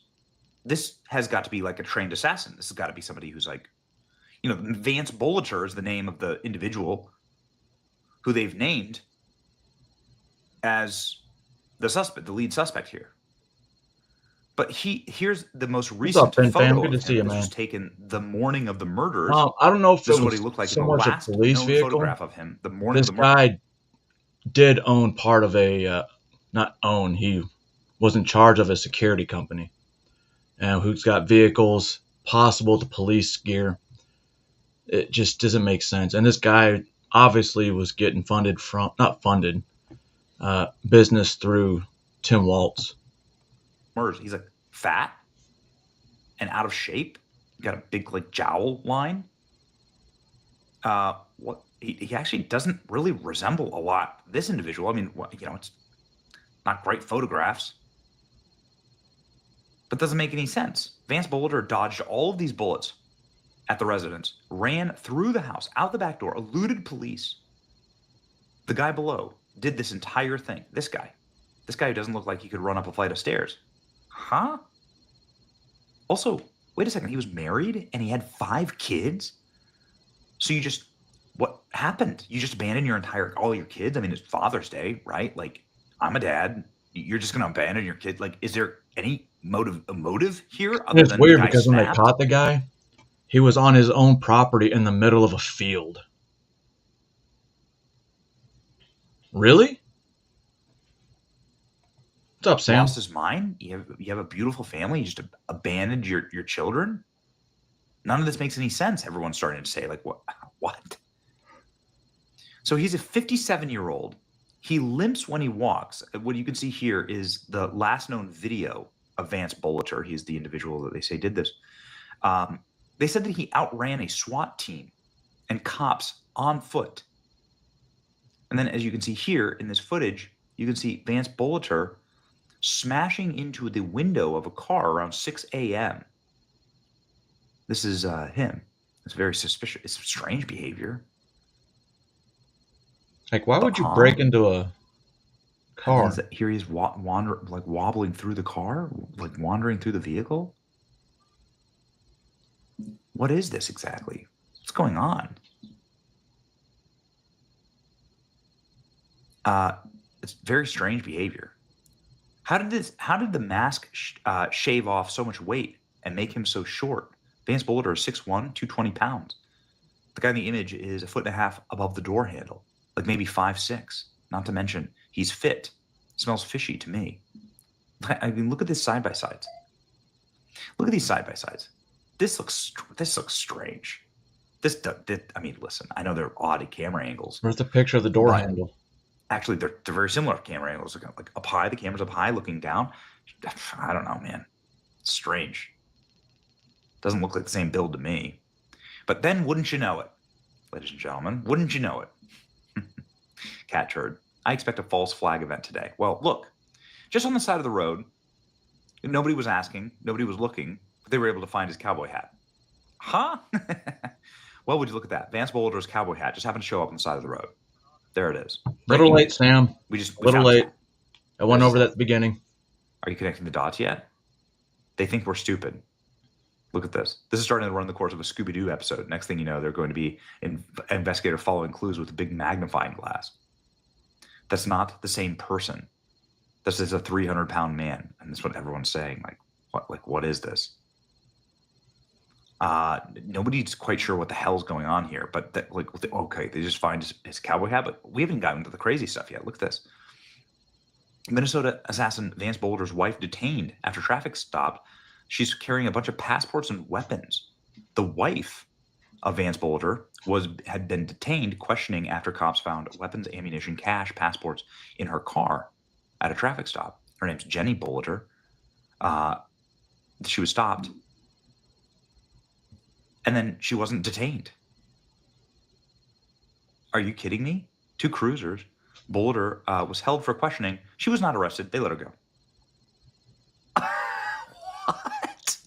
It's not clear whether the Boulders lived with each other. Vance Boulder was known to live at a residence in Camden, Minnesota, which was raided by SWAT.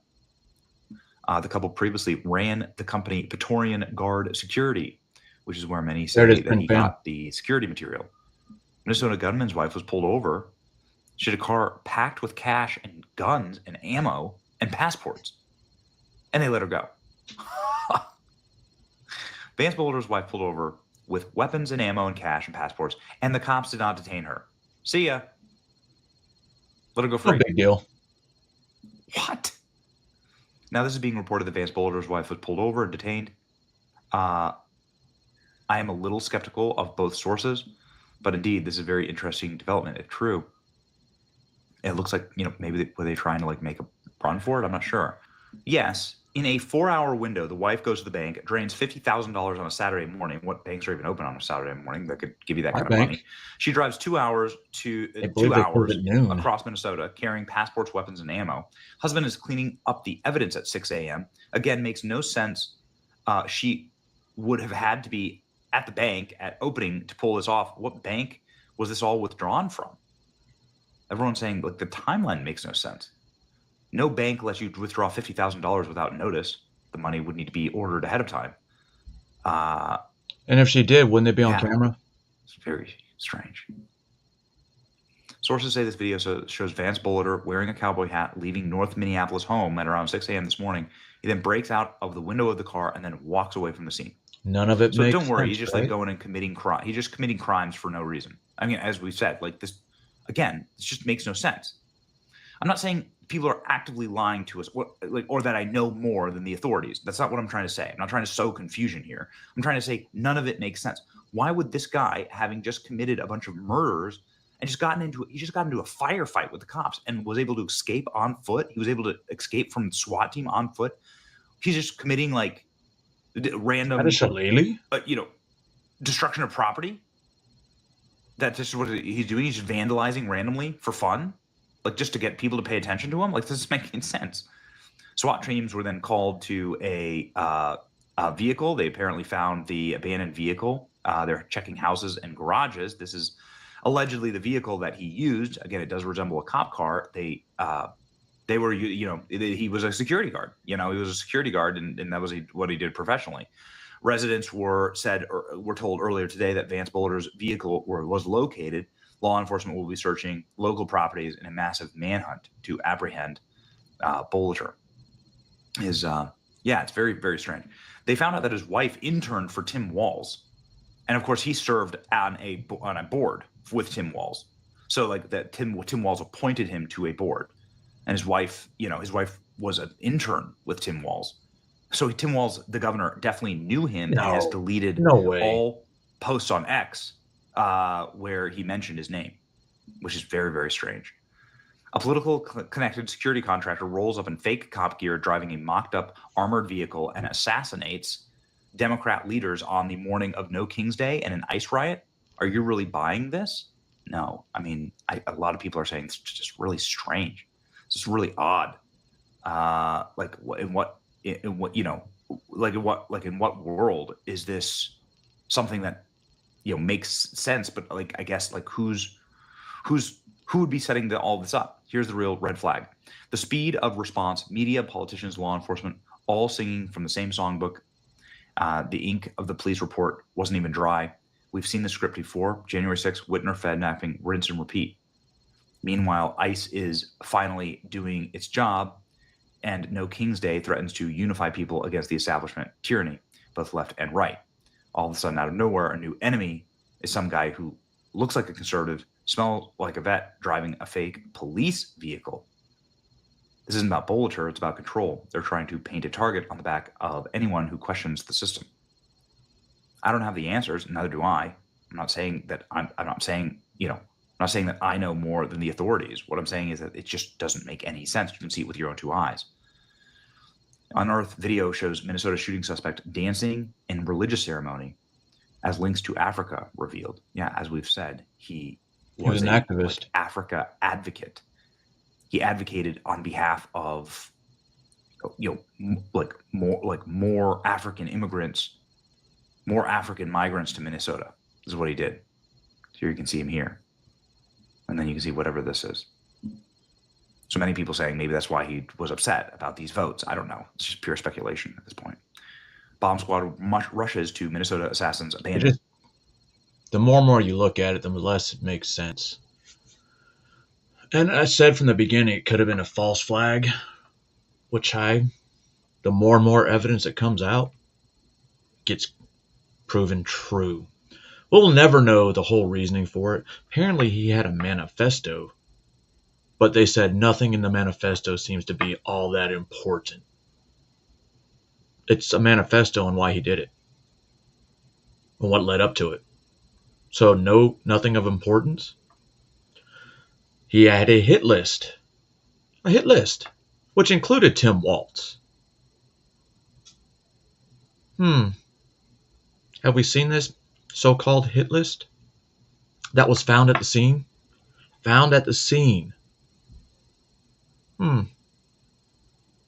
He happened to have flyers for a No Kings protest, and they canceled their No Kings protest?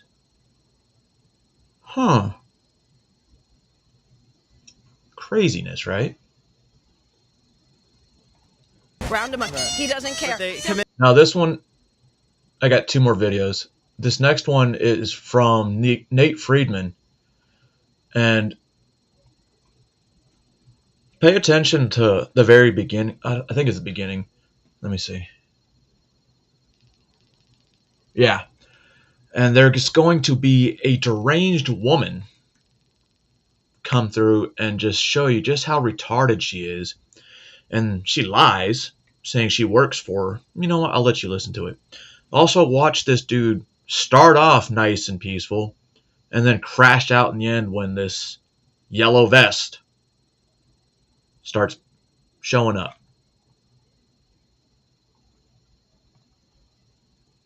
Committed a crime. No, they Why are did you not. touching it? They did not. Who are you with? I'm with America. No, but you asked me. Okay. Thank you. In history, the No Kings protest. We're going to talk to some folks here and see what they really want. I love the pins. Gays against guns, abortion access, Harris Waltz, obviously. In the world of Putin's be a Zelensky, anti-dictator. Make your way to 40th and 5th, and we're marching down to 26th. About the directions and everything. I was going to see who she works with. Sounds like We're showing the world what democracy looks like. If you see any trolls, do not take the bait. This is a peaceful protest. Yeah, I don't know how peaceful this protest is, as this was one of many signs that I saw that were a direct threat to the United States president. Tell me what you're doing out here. I became a citizen of this country 10 And years pay attention to this guy. He contradicts himself big time. back, right at New York Public Library. Here I am, after 10 years, protesting against a goddamn whiny little bitch. Trump is a fat, whiny bitch. And I think he wants to be a powerful person because he's got a small little fucking dick. Boy, he is the most powerful man in the free world. I think I know exactly what these kind of people are because he's a weak pussy who's Remember, he just called him got weak. all people who have no self-control, anger issues. They've riled up people against. Look at the kind of people all get together here. This is a fucking America. It's just not belongs to one group of people. It's for all of us. How did he win? How did he become president? Because people are scared. They are. They don't think for the welfare of others. All they care about is themselves. It's Okay. very easy for people to be selfish. Right. And it is very easy to scare people. It's happening all around the world. It is happening in India, where people are scared. You have a strong man. It's happening in Israel, Strong where you man. have Netanyahu is a strong man. It's Strong happening man. in Turkey, where Erdogan is a strong man. It is Strong essentially man. people are scared. What are people All scared? those people tend to listen to Donald Trump. But Donald Trump's the weak one. He makes them strong. Themselves, first of all. They are not confident about their lives. They think their lives are bad. They are comparing themselves to others. And that's it. They're not happy with what they are. Why did more... Funny saying that people voted for Trump because they're not happy in who they are. But most of them aren't trans. Isn't the whole person being trans because you're not happy in who you are? legal immigrants vote for Trump this time than ever before. It's not, again, we are no different. Just because we are a legal immigrant doesn't mean we can be scared too. Yeah. And it is essentially is that we are as selfish as any other group. So what we said is that, okay, I've got mine. Why don't I push the others who are following me? Remember, We are he just said, why don't we push the others who are behind him? However, then he admits he's one of the selfish ones. the worst actually compared to others. That's scary. The worst? Yeah, because we don't care for others. We all care for immigrants. Yeah, a lot of us, we say that we made it, Yeah. and this country belongs What to about us. the immigrants who risk their lives to come here, like crossing the border? Exactly. I mean, the point is that once you made it yours, it's the same story. It happened to immigrants who came here who were Irish and Italians. Once they got settled, they said, okay, now it is ours. We don't want to give it Didn't to they anybody come through else. Ellis It's as Island simple now? as that. Yeah. We are a selfish species. So like the ones who are come here illegally and they're getting benefits in those migrant shelters, they're just in it for themselves. They are in there for themselves, but we should protect them. Okay. We should take care of people, right? We should take care of each other, and that's all. We've got one life. Yeah. We've got one So planet. we should keep having those migrant shelters. 'Cause I saw they're Absolutely. closing this summer. That's, again, we try to hurt people who are the most... The politicians only care about themselves. It's and not that's just why politicians. I'm sorry. Like It's everybody. No, it's not just politicians, but it is a Republican politician. Let's not get carried away with this thing. There are two parties. One is a party of Nazis and fascists. The other party the may other not party, be the all KKK. put together. And Nazis, like, what do you mean by Nazis? Because Hitler's fascists, people who want to use groups against each other, who feel that they can put one group of people in concentration camps. do you feel like Republicans want to kill Jews? Yes. They want to kill Jews, they want to kill black people, they want to kill brown. Can I just ask your credentials and what you're... Hold on. who you're- Republicans want to kill black people and they want to kill Jews? Really? Huh. I didn't know that. Maybe I need to rethink my political stance. Now, here comes the fun part. Now he's about to crash out after this lady contradicts herself.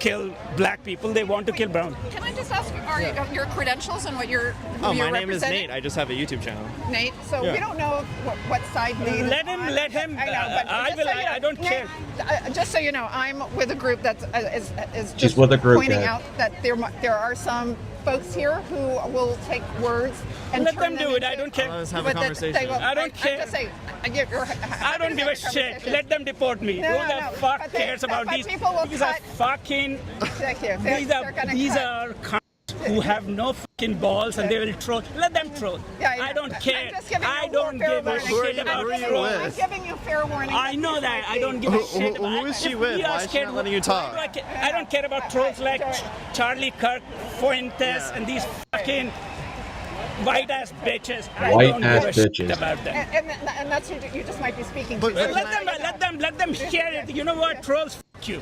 I don't give a shit. Can I ask She who are you agitated with? him. Can I ask who are you with? Thank you. Who are you with? I'm with America. No, you asked me who am I with, so I'm asking you who are you with? Well, you're acting like a reporter with a... I am a reporter. Yeah, okay. You want to see my press credentials? I want to talk. Oh, he's got credentials. Here's my press credentials. Okay, thank you. Okay, so who are you with? I'm right now I'm representing myself, and Oh. I'm representing the folks at Rise and Resist who have been Okay, so trained. Rise to and be Resist, huh? marshals How much do they pay you to wear this vest? Absolutely nothing. Really? Right. So I did some digging, and the woman trying to stop my interview is named Karen Shaw. She is a professional protester. I found her at almost 100 different protests. Let's look at her portfolio, shall we? Here's her outside Trump Tower saying TikTok time's up. Here's her saying ban guns, not drag. Amazing. This is her telling us that lies have consequences. She is also very passionate about abortion. Even in the video right now, she's just wearing a hat that says abortion on it. This is deranged behavior, by the way. I studied psychology in college, and I'm confident that I can diagnose this person as insane. Sometimes she gets less creative, though, and just holds a sign that says enough. Now, here I found her working with a different professional protester that I've exposed. This is Stuart Waldman. He was there when they raised the Palestinian flag over City Hall in Rhode Island. Everyone knows you. Everyone knows me? You are. They know what you do. I know what you do as well, Stuart Waldman. You are on the board of riseandresist.org, the company that is paying people like Karen for a second job as a professional protester. And the donation link to give you money is just Act Blue, which is the fundraising platform for the Democrat Party. That's who you are, Stuart Waldman. Now back to Karen. I found her with another professional protester that I've exposed. This was back at the Tesla protest. This is just a few photos of this other professional protester out of maybe 50 that I found. It's clearly a very well-established industry, and Rise and Resist is just the tip of the iceberg. Now here's some more about Karen. I did find her Instagram where she just documents herself vandalizing New York City. She puts these chalk signs all over the place, like this one right outside the Trump Hotel. She also likes to flip off Cybertrucks and just post that on Instagram as well. If you just scroll through her profile on Instagram, it is the best case study for reopening the asylums that you can possibly make. Now, Karen is the Associate Director of Development and Special Events at Lincoln Center Theater, which is devastating because Lincoln Center is a beautiful place that just got a little less beautiful after learning that piece of information. I asked me how much do I to wear this vest. I got I'm it not at asking sale. you. You seem passionate about it. I'm with you, brother. Cute to all the fucking right-wing Nazis and fucking says, right? Yeah. Charlie Kirk, Nick Fuentes. Let me just ask you, if Republicans want to kill Jews, why is Trump so with Israel? Like, what? Israelis and Jews are not the same people. Yeah, they Jews are. are different people, okay? His daughter is Jewish. His daughter is not Jewish. She's married to a Jewish man. She converted to Judaism. No, who gives a shit? I'm an atheist. I don't give a shit about somebody being Jewish, Hindu, Muslim, or anything like that. Who gives a shit? Okay. Okay? What song is that? What is it? What's your problem? Talk to me, man. Yeah, What's your fucking problem? This is so what you're trying to... Yeah. Is it filming? No, yeah. Film me, man. Yeah. This is amazing. Up another yellow What vest. song is that? We're going to push you on YouTube. It sounds good. Yeah, we're gathered here, but the rally is marching now on Fifth Avenue. You're doing this Amazing for how many free. times I You're mentioned just this yellow passionate vest about it. in the past forever.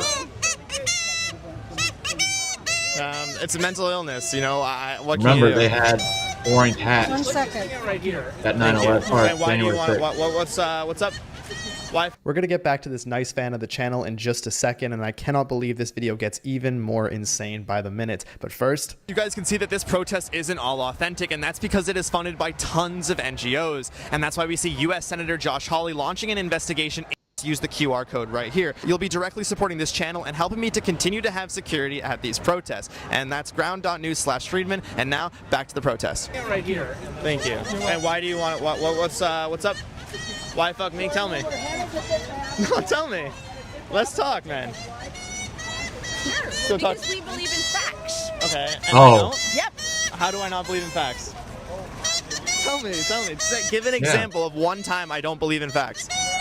So the reason that Can you shut up? It's so annoying. So Stephen Miller fired all the ICE people who were in, and he has a quota, which is what the Nazis did, and he just wants rounding them up. Round up 3,000 people a day. Round them up. He doesn't care. But they committed a crime. No, they Why are did you not. touching it? They did not. They did not.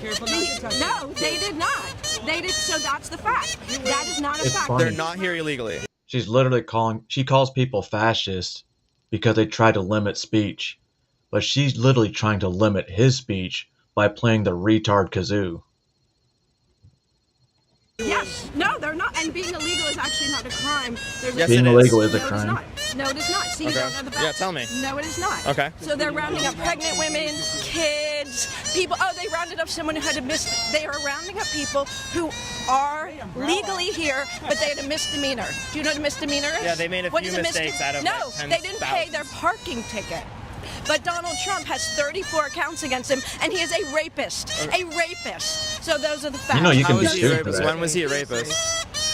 Be safe. I'm not. You don't know when he was. You don't watch the news.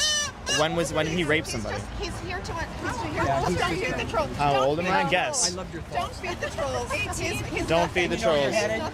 We're He's nothing, huh? How old do you think I am? Thank you. He means nothing. Thank you. He means nothing. Thank you. He means nothing. What's pathetic? Nothing. How am I pathetic? Say why I'm pathetic. Feed the trolls. Are you? Feed the trolls. Do you wanna Don't feed tell the your trolls boss so that that you're you're assigned to me basically today? being fascist.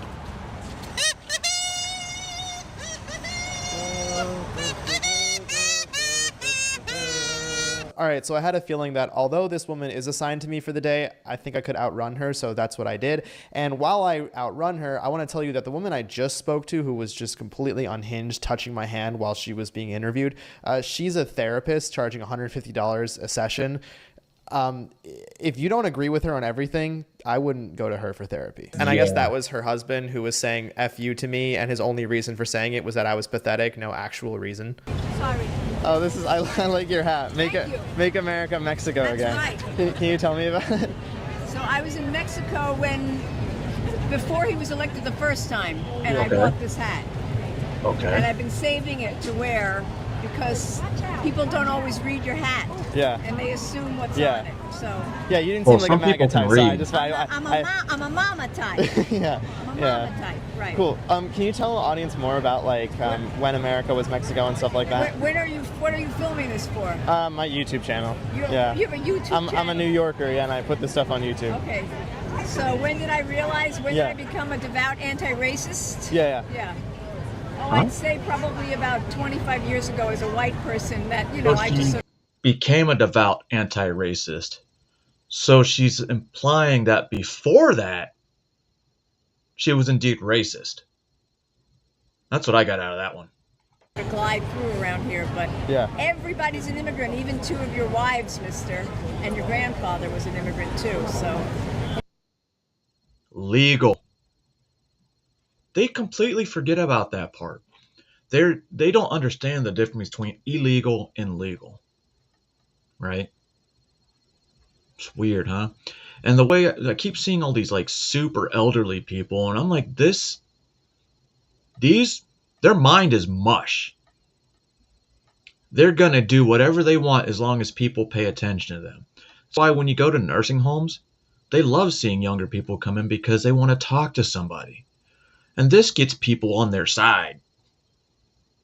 His anger and his callousness and his disregard for humanity, he has no humanity, and so it takes away from people. So anyway, when did I become aware of it? So I would say like 20, 30 years ago, yeah. Yeah, That but I mean specifically about America being Mexico. Like, I mean Texas was Mexico, parts of California was Mexico. I mean, and it was indigenous people who lived here. So anybody that says they're Mexican, they're indeed illegal, if you think about it. Because real Mexicans, which aren't, the typical Mexicans you see today, because they were colonized by the Spanish. Wait. Mexicans are colonized? Yes. Yes, they in fact were.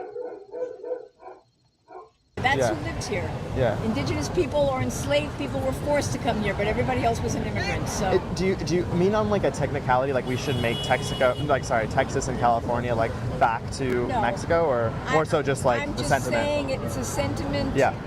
If you're going to be so cruel to people, then you know, where do we go back and make reparations to people? You don't. Instead of honoring the immigrants that have come from Mexico and from all of South America. Why would I honor? Anyway, it's a statement. Cool. More than a. Oh, More okay. than a. I don't know. Maybe it should become Mexico again. Oh yeah, maybe. We're in a mess, aren't we?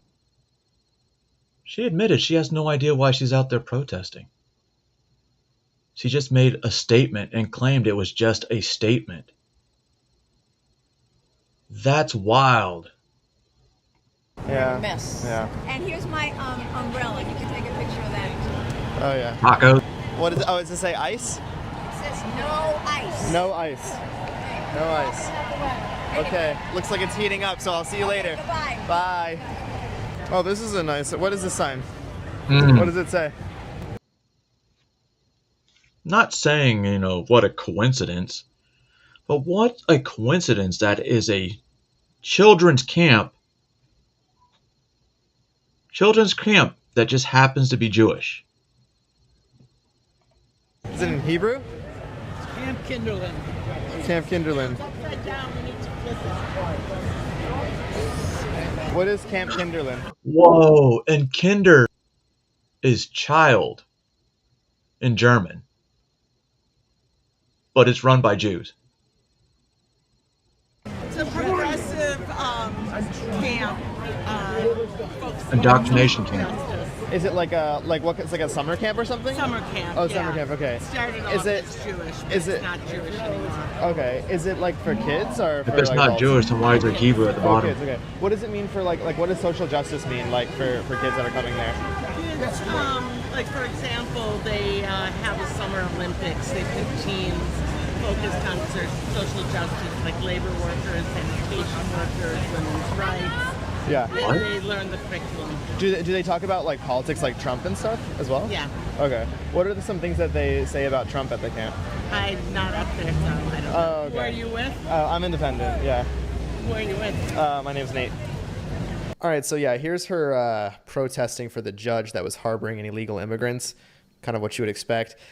As far as a summer camp for social justice, I wouldn't send your kids to that. I'm not a parent yet, but I feel like that's not a great idea. It should be a bipartisan thing that we should not involve kids into this. It's what do they have to do with it? Let them enjoy their lives. I got a quick question for you guys. I have a YouTube channel, and I haven't heard of this website. Can you tell me about it? Sorry. I don't have any information. Oh, okay. Just you. Hi, ma'am. I got a quick question. I saw the back of your vest, and I was wondering what riseandresist.org is. Sorry. At the very start of the protest, I saw a guy with a giant F Trump flag. I feel like I just had to talk to him. I feel like he would be an interesting guy to talk to. So here that is. And you're wearing an organization on your vest. You're representing that organization.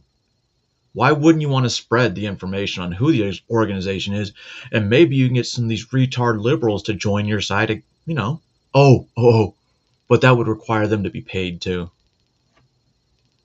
Recognize their blue jacket in the back that I interviewed at the beginning of this video. Yo, my man, I saw the flag.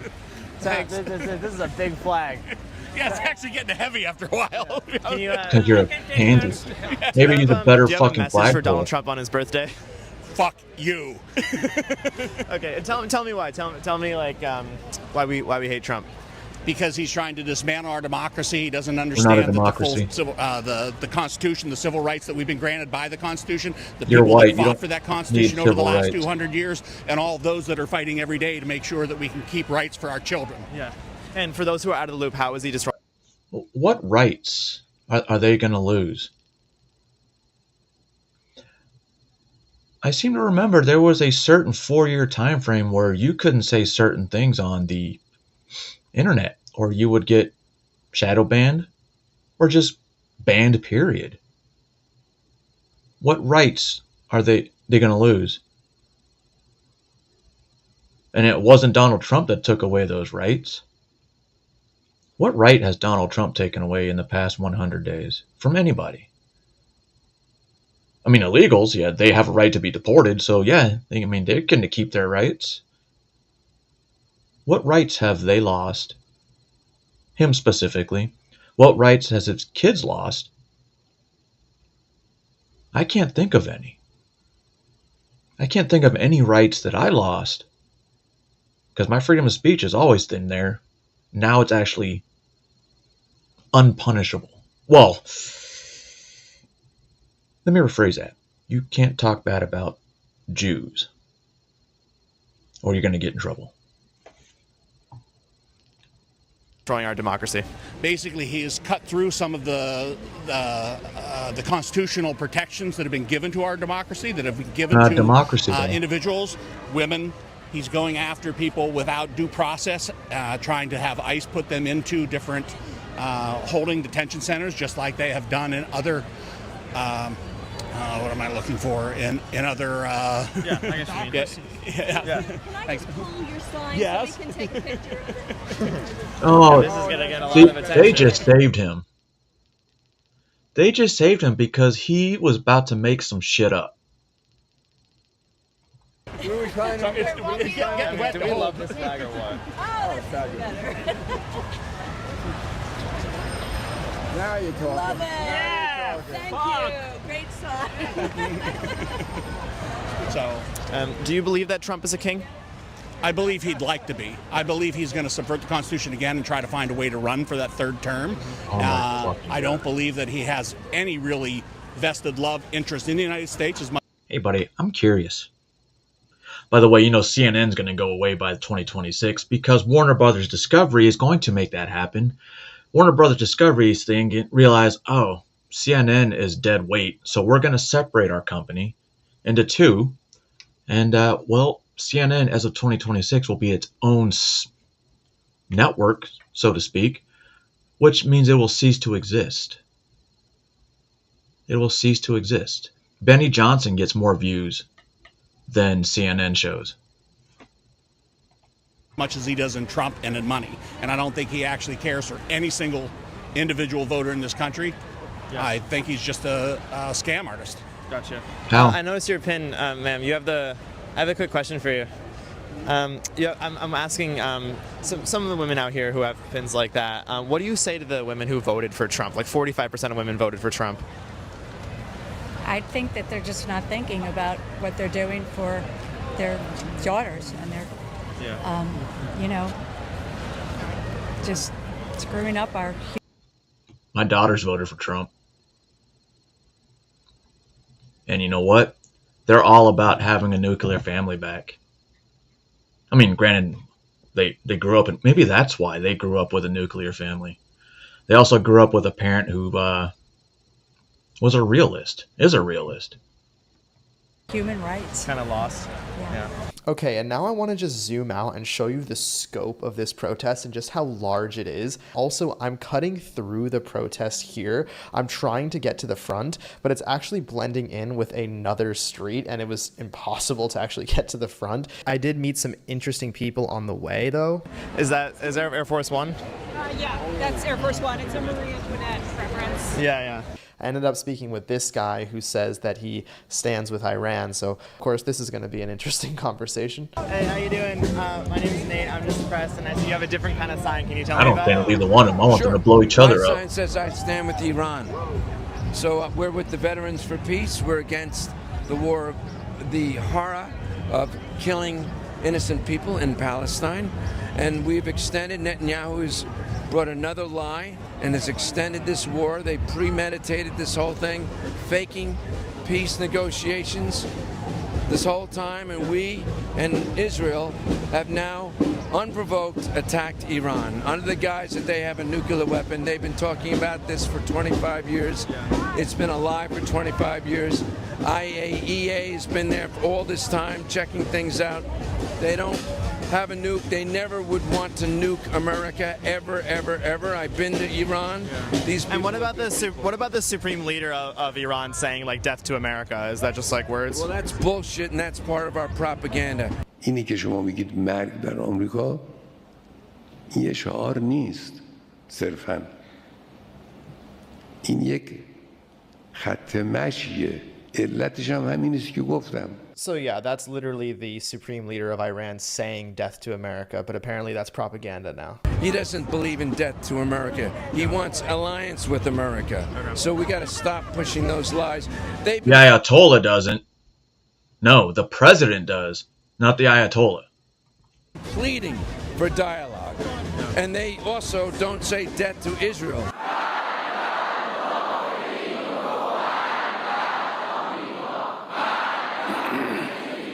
What they say death to is apartheid and occupation of Palestine. That's what they have been fighting for all these years. Not what but they're we saying. turn it around, our propaganda, saying they want to kill all Jews. Do you know that there are Jewish synagogues in Iran for hundreds of years? They are still there. People practice their Jewish faith freely. What percentage of... If they had Jewish synagogues there, then why did the Israeli intelligence agency spend so many years infiltrating and hiding out before this attacks recently? Yeah, they were there for a while planning these attacks. Jews are there in Iran? Not many right now. Yeah. And Israel really has done a good job with giving them a hard time in Iran. Israel says they went after Iran largely because also they are funding Hamas and Hezbollah. Do you think that's true? Iran has been supportive of movements that try to stop the slaughter of innocent people.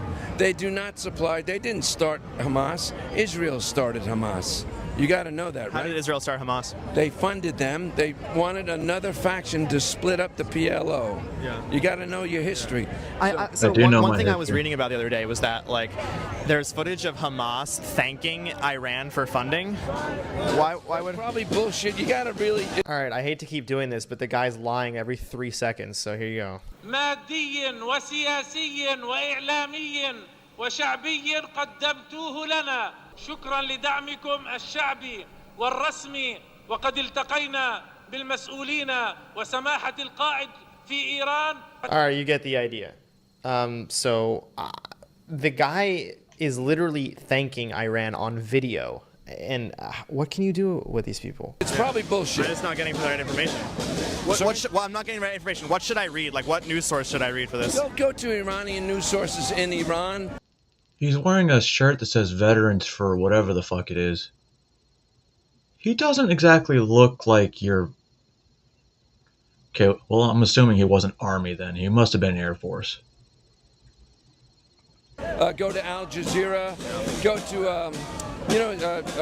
Judge Napolitano interviews a number of CIA agents. He watches Judge Napolitano. Napolitano is a conservative, what the fuck do they call him?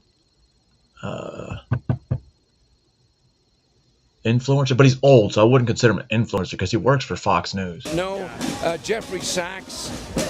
He's another Jewish. By the way, Veterans for Peace here are led by a number of the president of Veterans for Peace.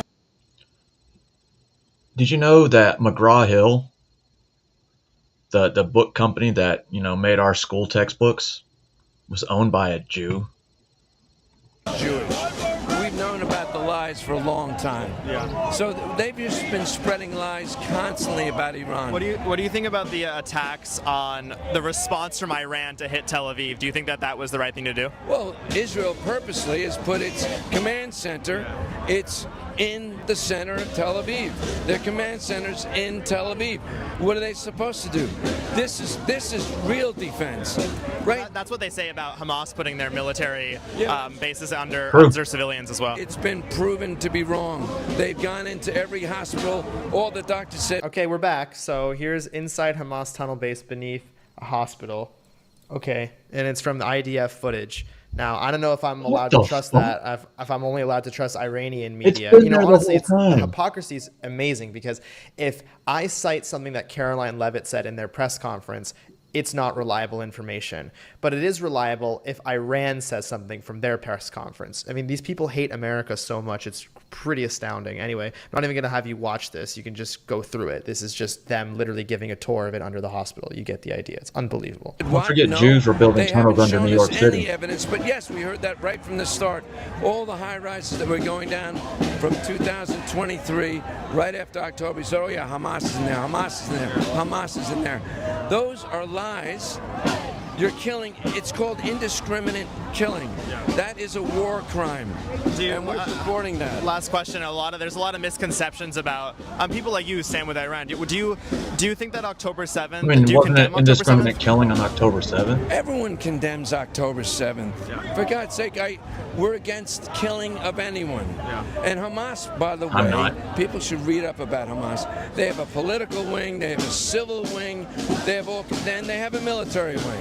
So the IDF, or the IOF as we say, the atrocities being, look, they cut out. And that's the thing, is like what people will say to you. You can't go there right now. Right, and what the other side will say is like, well, Hamas is being funded by Iran, and October 7th was Hamas, and in which case that Hamas is not really, they're looking to kill innocent civilians. No, it's not true. Hamas changed their whole dictum like 8 years ago. Oh, did they? People, Israel, pro-Israelis, keep repeating that Hamas wants to kill Jews and destroy it. Because that's what Hamas says, Well, I think. No, it's not. That's what Hamas wants to kill Jews. Jews want to kill Hamas. I mean, it goes both ways. I'm saying. Read.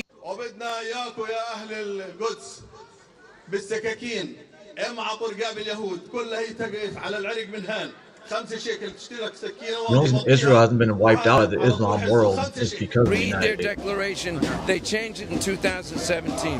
They did say that because, frankly, they were tired of being put in a prison and having their people put in, thousands of Palestinians in prisons, tortured as well. So anyway, God bless you. Thank you. And sir. Thank you.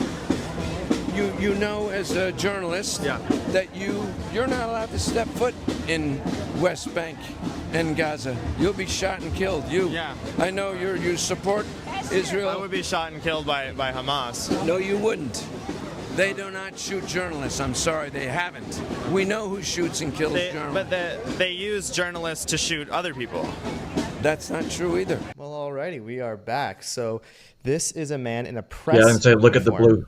Who is going to give his uniform to a Hamas soldier so that he can disguise himself as press. Take a look. And we see him just give him the uniform. Amazing. But that's not happening, right? Why won't they release the hostages? Look, how many hostages are left alive? It's amazing that they're still alive because they've been bombed for, 20 months now. Israel's been bombing and killed many of the hostages themselves. And how they're feeding them, I have no idea. Their own people are starving and they're feeding hostages. So they're being treated well? I would like all... No, I wouldn't. So I don't know. I just want to know. So give back the hostages, is what you said. Of course, I would like all hostages to be released. However, pro-Israelis, that's all they say. They come up to and say, release the hostages, talking about 12, 15, 20 people. Of course, my heart goes out to them and their families. I want them released. Yes, do it now. But I've always said from the start, so you're going to release hostages, that will stop what's happening? No, it won't. It never was. From the start, we knew it wasn't about that. It's about taking over Palestine. This is an interesting. I really appreciate you having this with me. This is nice. Why do I see videos of Gaza as like? Oh, sorry. Why do I see videos of Gaza looking like a pretty nice place before October 7th? And of course, after October 7th, it looks different. But it looked as though Israel was not bombing Gaza before because they relinquished control in 2005. They do something called mowing the lawn every couple of years. Well, look it up. Okay. Mowing the lawn. Israel does these things where they go in and they basically kill a couple of thousand people and they do a lot of destruction. It's called mowing the lawn. They do it like discreetly. They do it not so discreetly. I mean, wouldn't the because our media ICC doesn't cover finally step up? But we know it. Those who pay attention, those who've been to Palestinian areas, I have. I haven't been in 22 years. But 22 years ago, it sucked. Let me tell you, going through checkpoints, sucked. It sucked. And I'm an American with white skin. It was No it was shit. A lot, but the way they were talked to, the way Wait. the grandfather and the grandchildren. 22 years ago, he was going into Palestine. The United States did not occupy Israel or Palestine back then. So how are you a veteran for peace? I'm confused. Children had to go through those checkpoints. It was really just inhumane. Sorry, I appreciate Thank you you. so What's much. your- what's your name? My name's Nate. All right, Nate. I appreciate you having this conversation with me. Well, I a lot of people appreciate don't want you. to talk, and I appreciate you. Oh, God bless you, Nate. Thank you. for listening. That's the most important thing Appreciate you you. can do. And, Thank and you. if we can make a deal, so when I get home, I'm going to look up some of the stuff that you mentioned. Sure. And will you look up there's some videos of Hamas saying that they want to kill Jews after 2017. Will you look at those videos? Sure. I appreciate it. I look at so many videos, and I look at everything from every side. Yeah. And I've asked for. Give me the proof about the headquarters and the well, you know what? One thing I want you to look at is look at Gaza celebrating after October 7th. Look at the civilians celebrating, and look at how civilians were breaking through the walls themselves. Not just Hamas, but civilians as well. That's what you focused on. No, I'm just saying. Will you look at it? That's all. We made a deal. Sure. It's a Alright, guys, two-sided that wraps up war. my coverage for the No Kings protest. As you can see, it was intense, and I really hope you enjoyed it. If you maybe missed the last.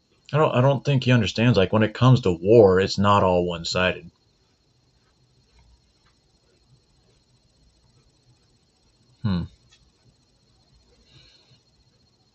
Forgot where I was. Hang on.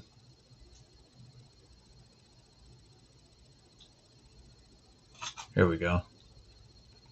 So this is Salt Lake City on the 14th, No King's Day. And the perpetrator was definitely not a Republican MAGA guy. He was in fact a Antifa BLM supporter who marches and supports the People's Socialists, whatever. Remember, I said we'd get back to PLO later, and I definitely closed the article. God damn it. But yeah, so this one is probably the one most people didn't hear about. Although, you think they would have. Orient us as to where this location is as opposed to the rest of the demonstration. So the demonstration was actually right here. So it was taking place right here as people were passing down. The street was actually completely blocked off and filled. If we take a look this way, you could see this is kind of the remnants of that demonstration. As that demonstration was happening, and it was right at the tail end of this thousands of person march that was headed from Pioneer Park, that's where people started running towards the tail end of that group. And again, if we take a look this way, that building right there is the federal building. That was where they were congregating and then continuing on down 100 South. At that point, and this was, I would say, about 3 or 4 minutes before that video that you saw of that person handcuffed on the ground, that was where people were running in every direction, and law enforcement was starting to come by, and they were saying, get into any open building that you can and take shelter. So people were running into this building here. I know that this one was actually locked, but people were trying this door. Continuing down, there's a church right here, just down the street a little bit, that was ringing their bells. A lot of people, the leadership of the church was outside for the protest, and they were allowing people in as well. So a lot of people were seeking shelter as they were hearing that maybe shots were fired and from police to take shelter. So yeah, that was kind of how it played out as we were right here. We were just kind of continuing to follow the protest down 100 South. And that ended up happening from Pioneer Park all the way then to here where this all happened, Bob. Sir, we know that we've been streaming on Fox. So they're not going to show you the guy's getting arrested. The guy was arrested right here. He was trying to blend in with a crowd of people that are standing there. They were hiding. And then 2 people noticed that there was a guy standing there who had a bag with an AR hanging out of it. So they snatched the AR, the bag, called the police over, and the police nicely told the dude to get down and put handcuffs on him. But he also got shot himself, so there was supposed to be 2 other suspects, but they detained them. I don't know if they were arrested. How much do you know about Palantir? How much do you know about the history of Alex? And now this goes back to why I think a lot of this stuff is happening, is so we can create a mass surveillance state all over again. Oh, we're doing these protests, we're having these shootings, we're having all these illegals. You know, it all leads to something. And aside from Democrats trying to get votes, now they're going to use the same situations, just like they did 9/11, to mass surveil the United States citizens. It's nothing to do with catching terrorists or illegals. It's for you and me. Alex Karp, the name. Prior to that, CIA, when it started, the month after it got started, kind of weird. Some of the people involved, you know, how now it's a $300 billion company. Just a couple of years ago, it was a $15 billion company. Stocks just skyrocketed. I think I even recommended it a few years ago in one of the videos that I did. Trump partnering up, a lot of people with the California issue coming out saying, we should use Palantir. Why? Well, we have this technology called Gotham and Foundry. One of them knows how to judge people's behavior, similar to Minority Report, which is kind of like a cool idea. And then the timing of it when it came out is right after what some of the people were trying to do with the government, DARPA, in 2003, that they closed and they said, no, we're not doing this program, which I'll talk about later. A month later, Palantir started with Alex Karp and Peter Thiel, but the history of it's weird. The most basic thing to be thinking about, the name Palantir, where does even Palantir come from? Did you ever watch Lord of the Rings? In Lord of the Rings, there's this thing called Palantir, which